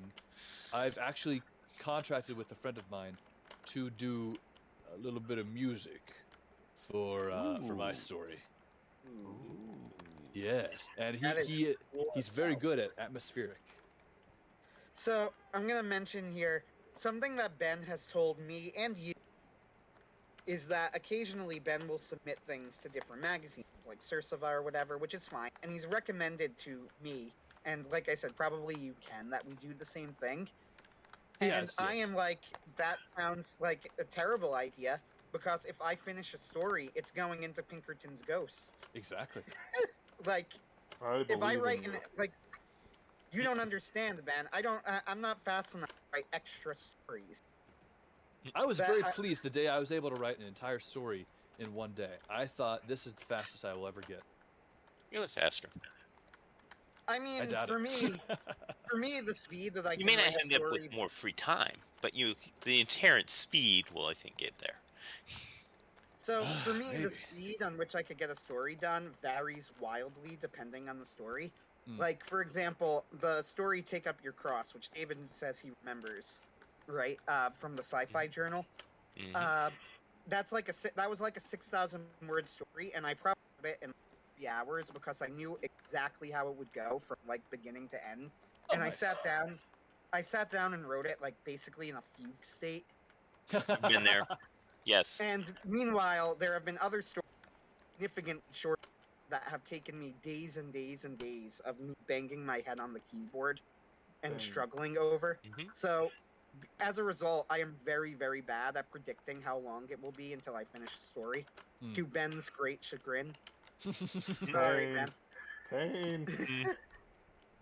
It's like, how long will it be? And I don't know. Eventually. And then Ben just goes, when will you get it on? I avoid talking to Ben for several days out of guilt as I bang my head on the story, and then he contacts me and goes, "Where's my story, Anthony? Do you need help? I'd love to help you, Anthony. Please, come on. We're in this together. You don't have to fight alone. I'm your editor. You can trust me to make decisions for you." And I go, "All right, so I'm 500 words in. 500? 5? How are you not done yet?" This is why, Anthony, when I don't want to talk to Ben, I just don't log on to Discord. Because I'm scared. He scares me. I never leave a mark when I raise the pimp hand. I'm only an auxiliary writer. I don't have to worry about any of this stuff. No.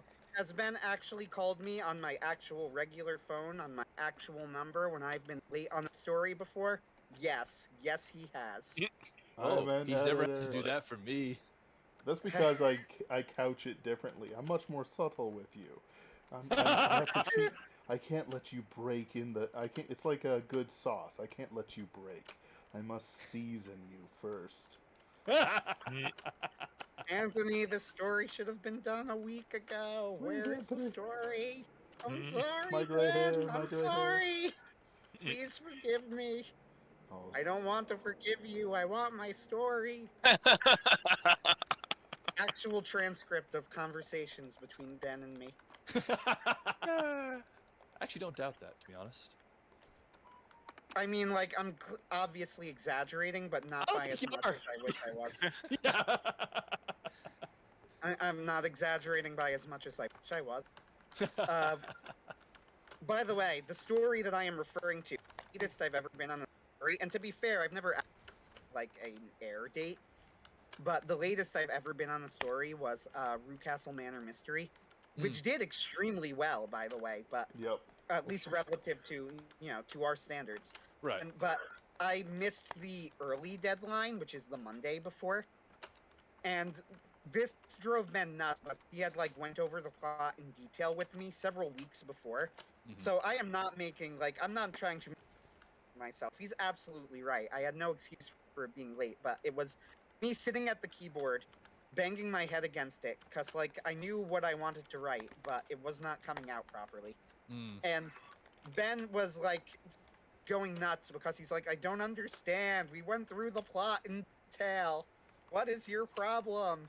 And I'm like, I don't know.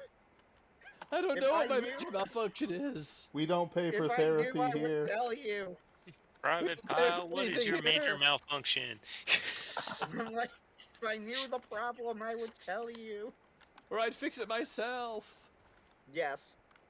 So, as it turns out, Rewcastle Manor, and it was ready by that Friday, so I didn't have it wasn't late for our regular subscribers, or the YouTube channel, I should say.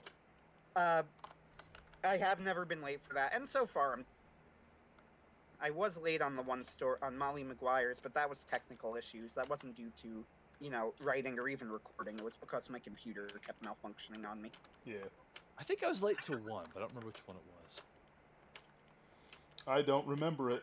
I wipe it clean every time. Because otherwise I would go insane. And I have enough of my own problems. This is true.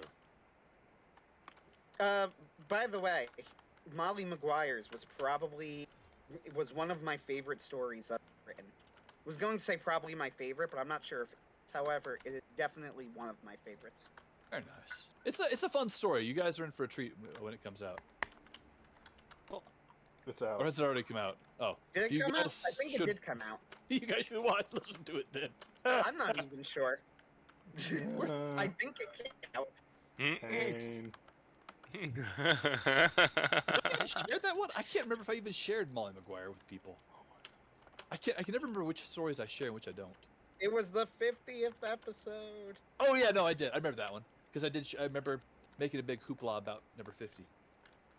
Yay! Whatever. We have a Pinkerton's Ghost stream coming up. I just wanted to mention that briefly, but anyway, in terms of John C. Wright's best work, my favorite thing by him is the Nightlands.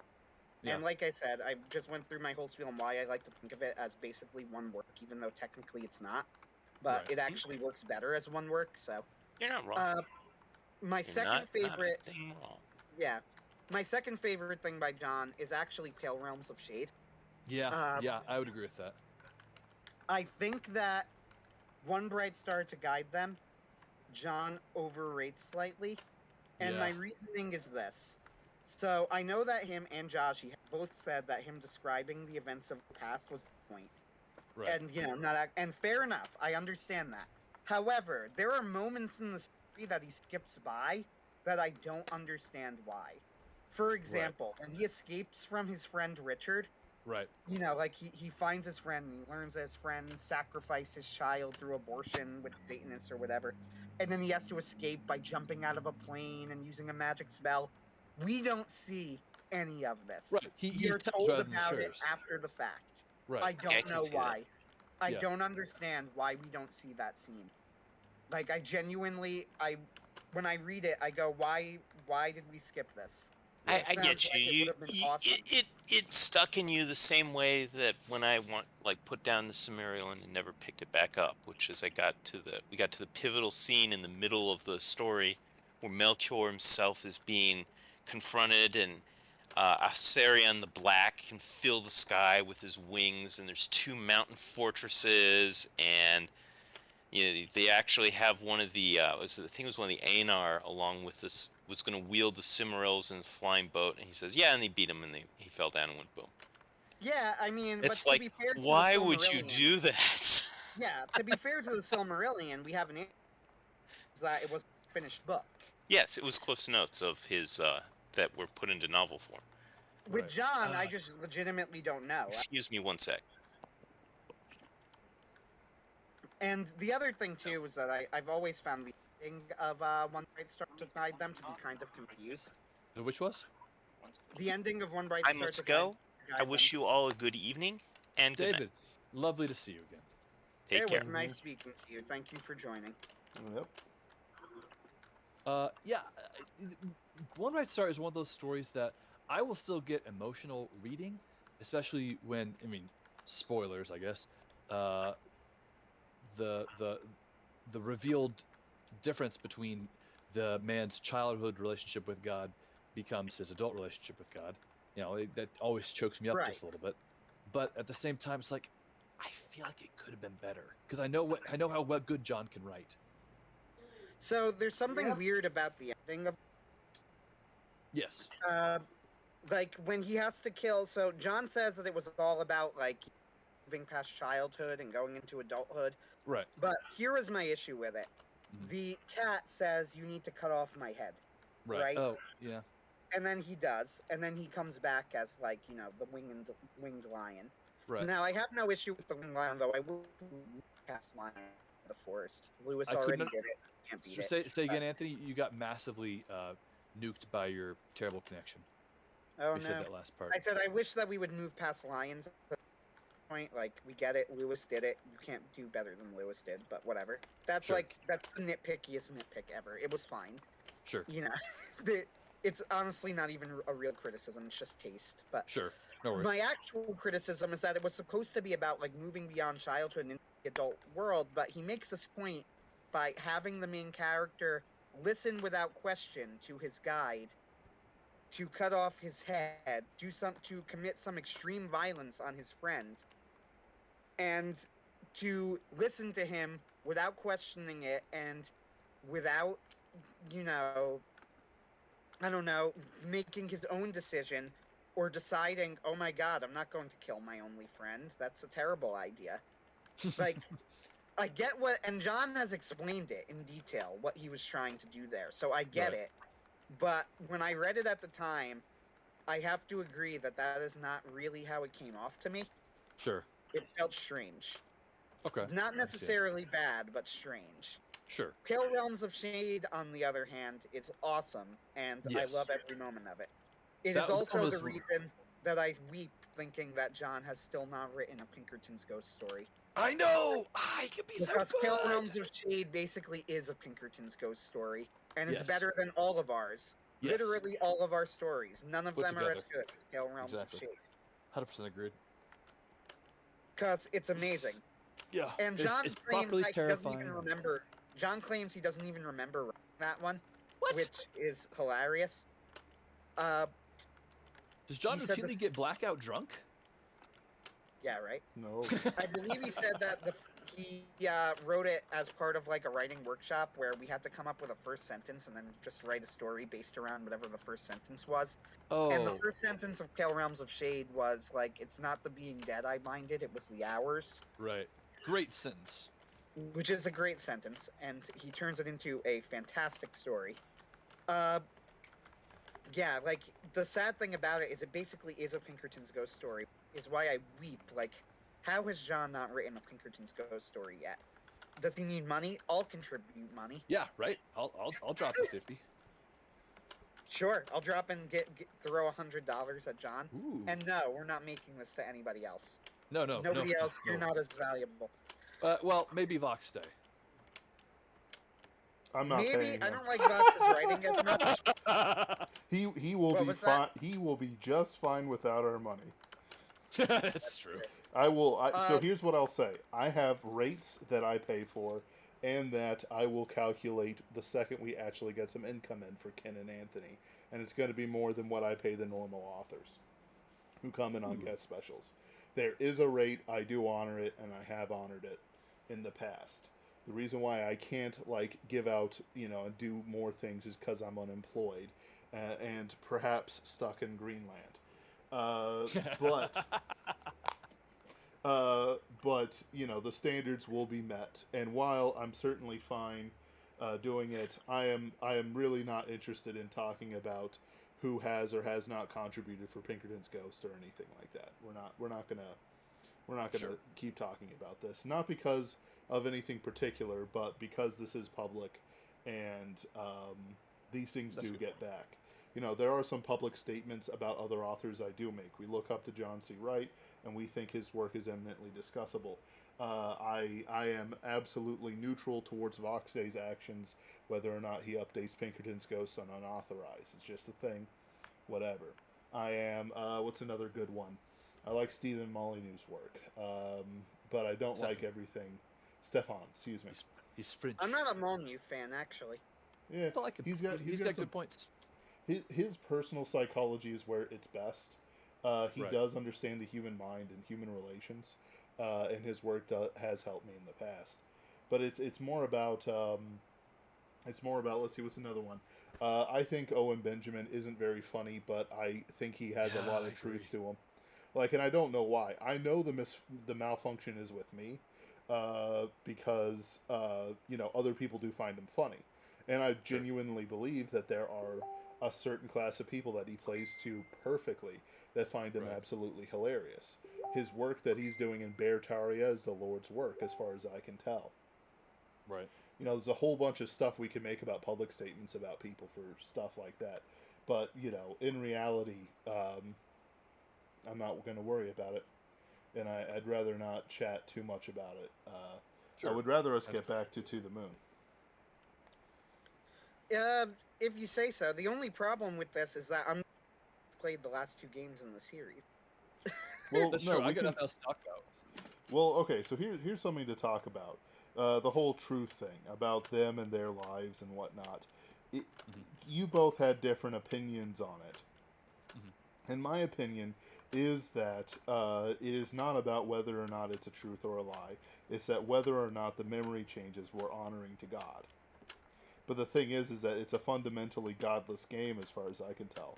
Therefore, there's no way to actually tell. Therefore, we're only dealing with unsaved people in their unsaved lives, and I am neutral towards their truth at the end of their lives when we know what their end result will be. Right. So that's my deep lore opinion. That essentially, because they're going to hell, it does not matter whether their last acts on Earth were truth or lies, because it ends in hell anyway. I'm not sure if that's the right way to judge a fictional property, though. We are discussing real morality applied to a fake property. So, if this memory machine existed in the real world, you're saying, let's pretend that. All right, let's Would pretend there that. be a moral use for it? No. How about that? Nope. Certainly not for Christians. It is its own thing for anyone who isn't a Christian. In the end, they're going to the same place. They can't damn their souls more. I don't know if that's a healthy way to look at the problem, though. I don't know. You still want people to be more good and true versus not as good and true. You don't just say, he's not a Christian, so do whatever you want. Mm. I don't think that's a healthy way of handling society. He's not saying do whatever you want. I'm sorry, I shouldn't speak for what you're saying, Ben. No, I'd like to hear the explanation. I'm legitimately, I might. In the last, so here's the thing. Have either of you read Count to Eschaton? I have not. No. So there's an idea that I've been thinking about, which is basically the infinite game theory. The infinite game theory is basically, game theory, the best move is to betray the person before they can betray you at the moment of most benefit to you. The best time to betray a person is one move before it's the most benefit, blah, blah, blah. You can actually roll it back to the beginning. You might as well just betray each other from the start, but that's not actually true. If we're playing an infinite game, which we are, the best move is to never betray anyone else. Interesting. Even though they will betray you sometimes, it is no different than rolling the dice. While you may know psychology to make the odds better either way for you, the idea that we have to necessarily sin, though ignoring unusual circumstances, that we have to sin to get the best possible physical, material benefit is repugnant to the Christian mind and the Christian morality. There is no room for sin in our lives. I know that Catholics have their own thing in confession and stuff like that, but the Protestant affect, whatever, is that at no point should anyone sin for any reason, and that sin is a moral failing beyond just disconnecting us from God. It is something that affects us from the bottom to the top. Right. With these people who are dying, their game has one move: the judgment. If they choose to lie in their move before the move, rather than face their lives and face Christ, their own mortality, but instead correct not the real world, but only their memory of it, it is no different from anything else. Should Sig's Corp exist and its memory altering machine be destroyed? Absolutely, it should not exist. But we are moving from a point where it does exist, and we cannot not exist. So that's not the question.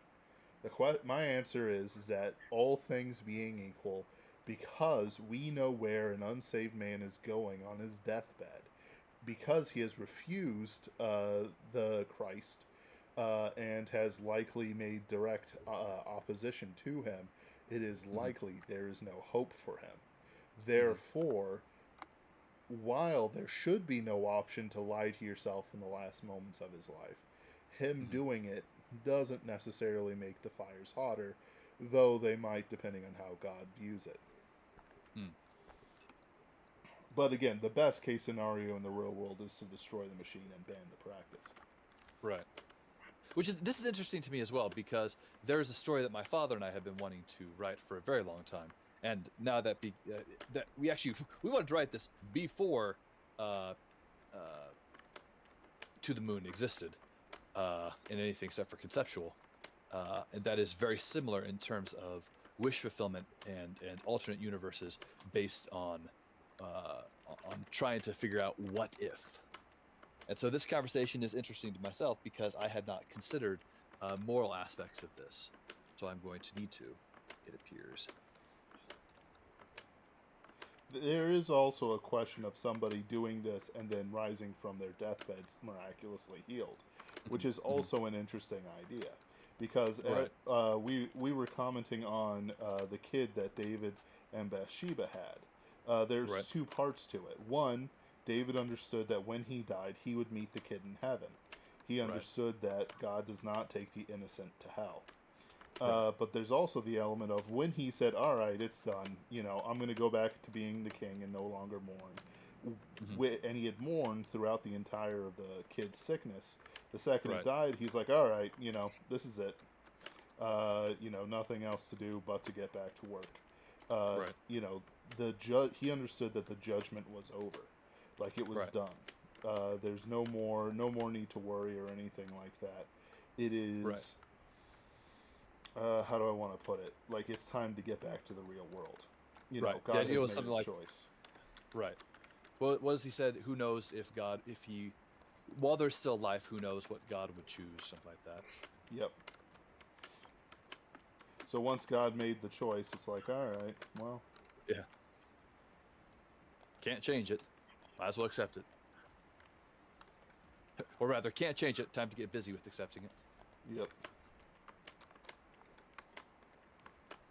Anyway, what's your response, Anthony? I get the argument that you're making, which is that essentially from a game theory perspective, these are people with nothing to lose anyway, so you might as well create this, fantasy for them, right?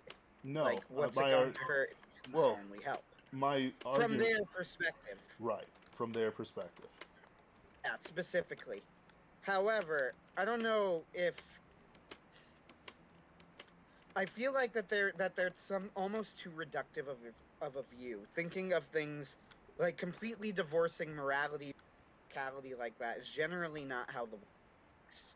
You know, sin is bad for us, right? Yes. Like But sin is disturbing for us. The fact that it might be so, I feel like that there is a level here where it's like it might make sense to us on some level. That was kind of the finding paradise, right? Like, so what would the downsides of this sort of technology be? Well, for one thing, it helps you not appreciate the glory of the life that we've had. Right. And does that matter enough that it just shouldn't be available as a technology? I mean, it depends. How much do you value truth?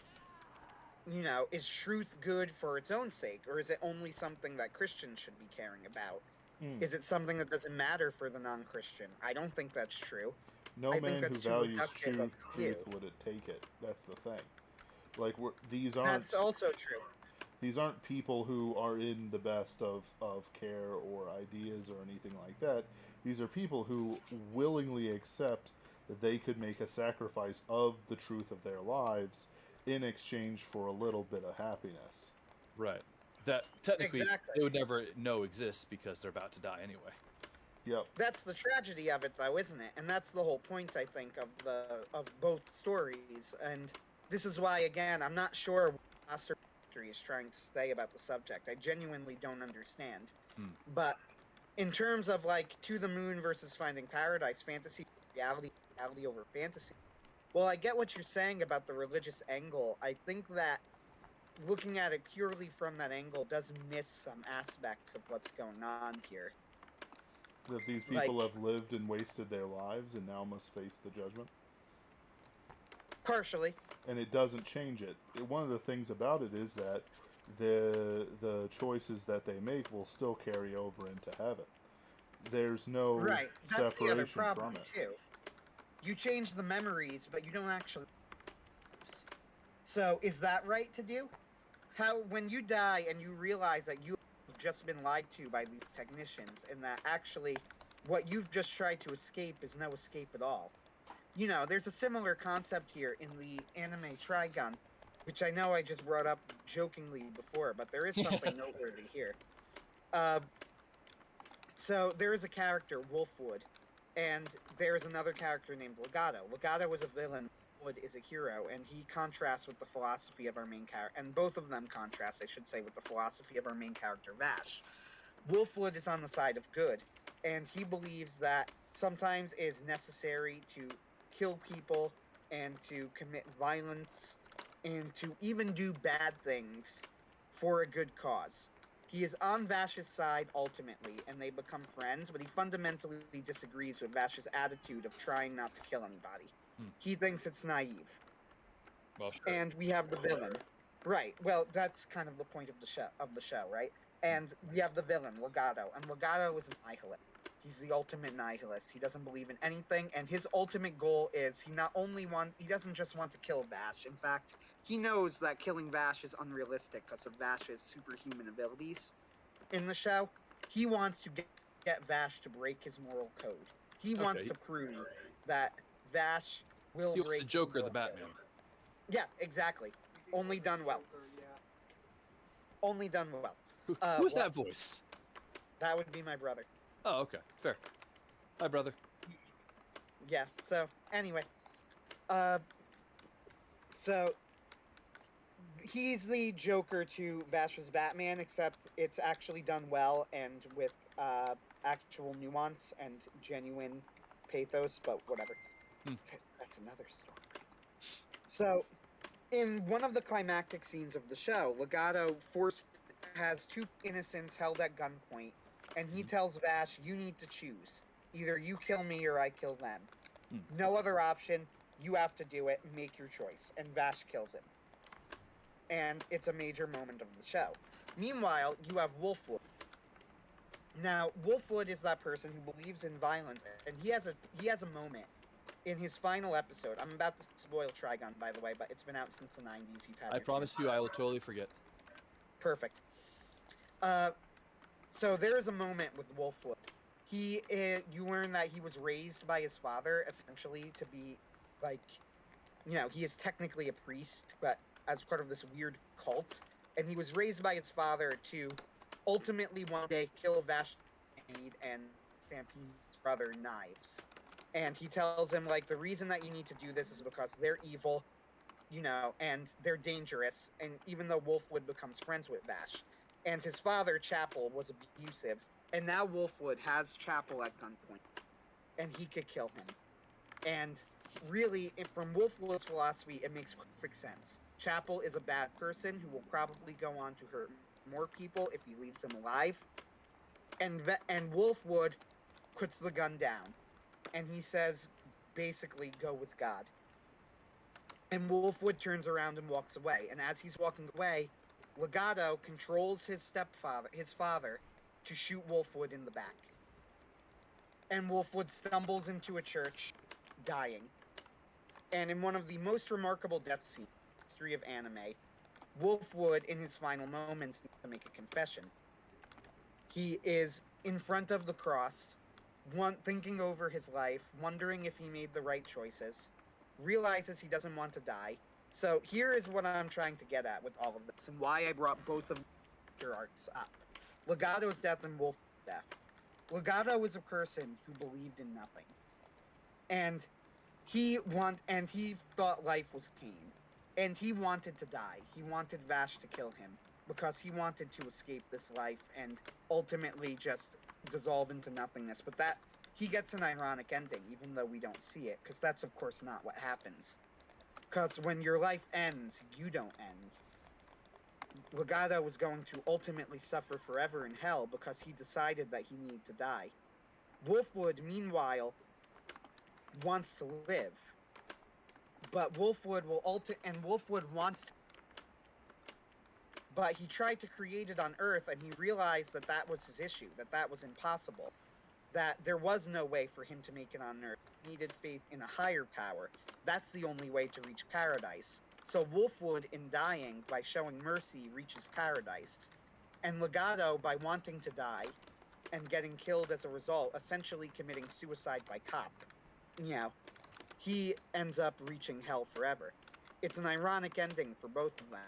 I think you get a similar thing in To the Moon, where you reach that ending, and then you go, so, alright, I changed my whole life around, I've changed my whole memory, I get to be with my wife, but then you end up in the afterlife and you realize that all of it was fake. Was it worth it then?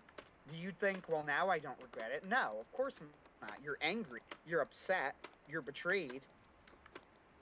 And I think that that's in reality what's happening, what the scientists are doing. And that's, of course, the whole point of finding paradise. The whole point of finding paradise is you don't understand what you're doing. You are messing with the domain of God when we are men. That's not how people need to live. Does that all make sense, or was I too random? Absolutely.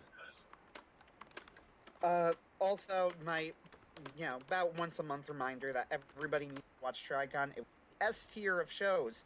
By the way, Ben, there's a live stream we need to talk about again that I keep forgetting about. We need to go back to our tier rankings list and discuss the tiers. Go a tier at a time. Terrifying. I'm scared, It'll Anthony. be fun. We'll start with the S tier and make it fun. Ooh. Absolutely. And it will go to the anime that I like. Yeah.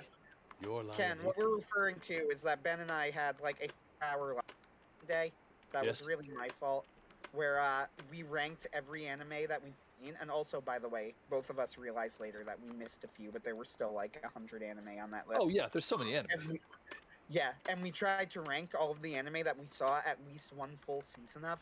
Mm-hmm. One day I do want to go back to that discussion, so I think that we should have a live stream one day, eventually. I mean, we're planned out for a while, but True. We should have a live stream where we start discussing each tier. So, go through our list. All right, here are the S tier anime. What do they have in common? Some so good and stuff like that. And then when we get to the F tier, why are these the F tier? Because it's boring power fantasy. I mean, With characters Yes, that don't to matter. almost all of them. Yes, to almost all of them. Yes. All right. If I can remember, next when you do the next tier list, I'll try and show up and offer my own nonsense opinions, since I've seen about 50 or 60 anime. Excellent. That's enough. Yeah. You've seen Weakling. more than me. That's probably Get true, on actually. my level. Get on my level, Yeah, weeb. I think you have seen more than me, come to think of it, though I might be. It's possible. Never... I'm not saying things I've seen all the way through. I'm including things that I've only seen a season of. Although there's not many things that, even if they're bad, I won't watch all the way through, just because if I start something, I kind of want to finish it. So I haven't watched anime recently, which is actually because there actually are shows I'd like to finish. I just keep getting distracted. I know, I'm the same way. I haven't. I mean, I've watched a couple episodes of Monster Musume, and 1 or 2 of MHA this season, but overall, I've not seen anything. It looks like there's some good things out there this year. There are a lot. There's actually quite a few good shows I'm definitely interested in watching. Just for whatever reason, I keep getting distracted and I haven't gotten to it. I'll get to it eventually. I go through cycles, just like Sure. I think I'll things go I'm interested in.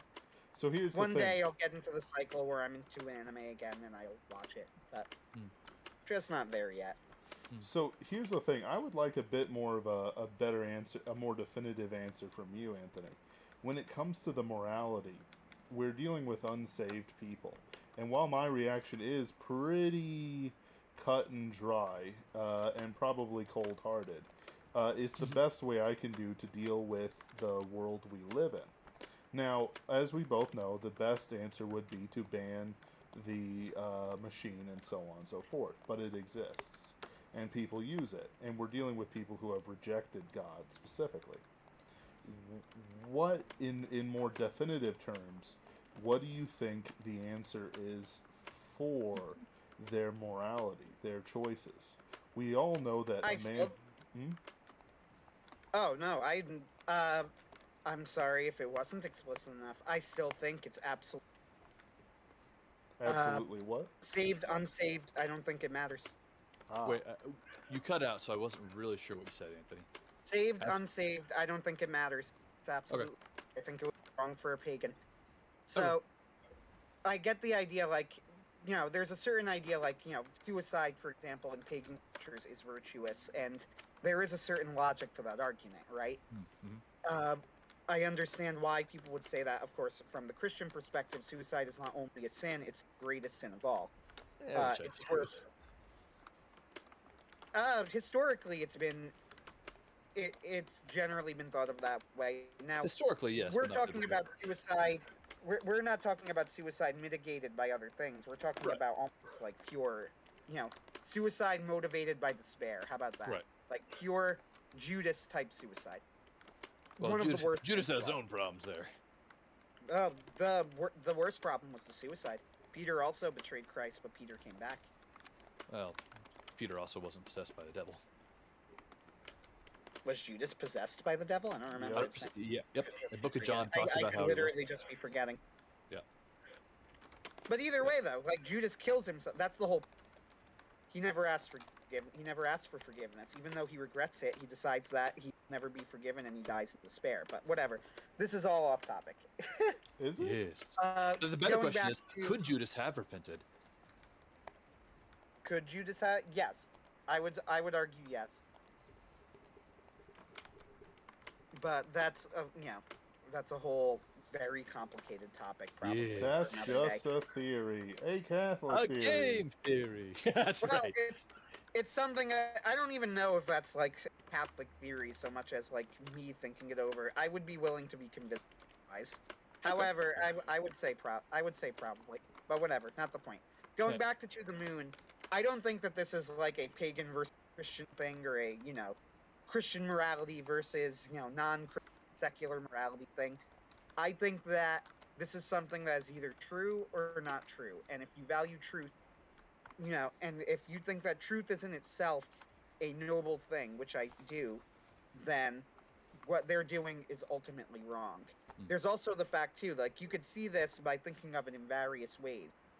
you know, number one is the way that Finding Paradise issue. They tackle the issue by saying, you know, what if when you mess with somebody's mind like this, you're changing things that you don't fully understand, and it's actually going to make things worse, because of course we're not God and we're trying to play God, and that's not how it works. Or you could look at it from the perspective of, think of it in another way, what if the person gets miraculously recovers, which we say is impossible in game, but of course it's not actually impossible. It could definitely happen in theory. Then what happens? How do you deal with this? Well, you know, what sort of media firestorm, one thing, would be created if such a thing occurred? Yes. It would be horrendous. Yes, it would. And that's another immediate thing. Anything that you need to do by hiding it in the dark and shadows and keeping it from the light of day, that is a telltale sign that it's wrong. Yep. I mean, it's not an infallible guide. Well, sure. Obviously, but it's a sign. Right. I mean, so no, I would say, I'm gonna say explicitly here that I think that what they are doing in To the Moon. Now, what fascinates me about To the Moon is that I don't think that Con Gao is entirely averse to that answer. That what they're doing is wrong? I think that he is willing... Yeah, that what they're doing is wrong. I think he is willing to entertain that possibility, if that makes sense. Well, yeah, I mean, he's even expressed that he knows that it's at least a controversial opinion by having people riot against it. And that's why I have great respect for Con Gao. I think the games are fascinating. Sure. You know, I think that To the Moon is the most, of the three games, I would put it like this. To the Moon is the most emotionally resonant of the three. Right. And it is the most it's the most impactful on that level, but it's definitely the least polished and of the three games. And I think the philosophically most immature. Sure. Finding Paradise is more polished plot-wise, dialogue-wise, and it's more philosophically mature, but it doesn't have the emotional resonance of To the Moon, and this is by design. Imposter Factory has the most complicated plot, and it is, you know, on a technical level, the best of the three games, because it's absolutely gorgeous in a lot of ways. Right. But it is also the hardest to understand, and I'm still not entirely sure about it. I would like you to play both of those games to see what you think of them. Yeah, I'll give it a shot. Little chance I'll have this week, I'll give it a shot, and then I'll try more in the following days. I mean, to get both done will probably take you a total of 6 hours. Oh, that's not too bad then. Yeah, they're not long games. Right. I probably made that happen. Alright, anything else before we go for today? Look forward to our Halloween stream. Yeah, that's it really. Pinkerton's Ghost stream next week. Where we'll talk about Pinkerton's Ghost and how we think Season 2 is going. Then, you know, I'm also going to be working on some philosophy videos and stuff like that. I'm going to try and use my time more profitably towards the channel. Yeah. Look forward to what's coming out. Yeah, thank you very much for joining us. Thank you, Ken. Thank you, David, even though you've already gone. My pleasure. Have a good one.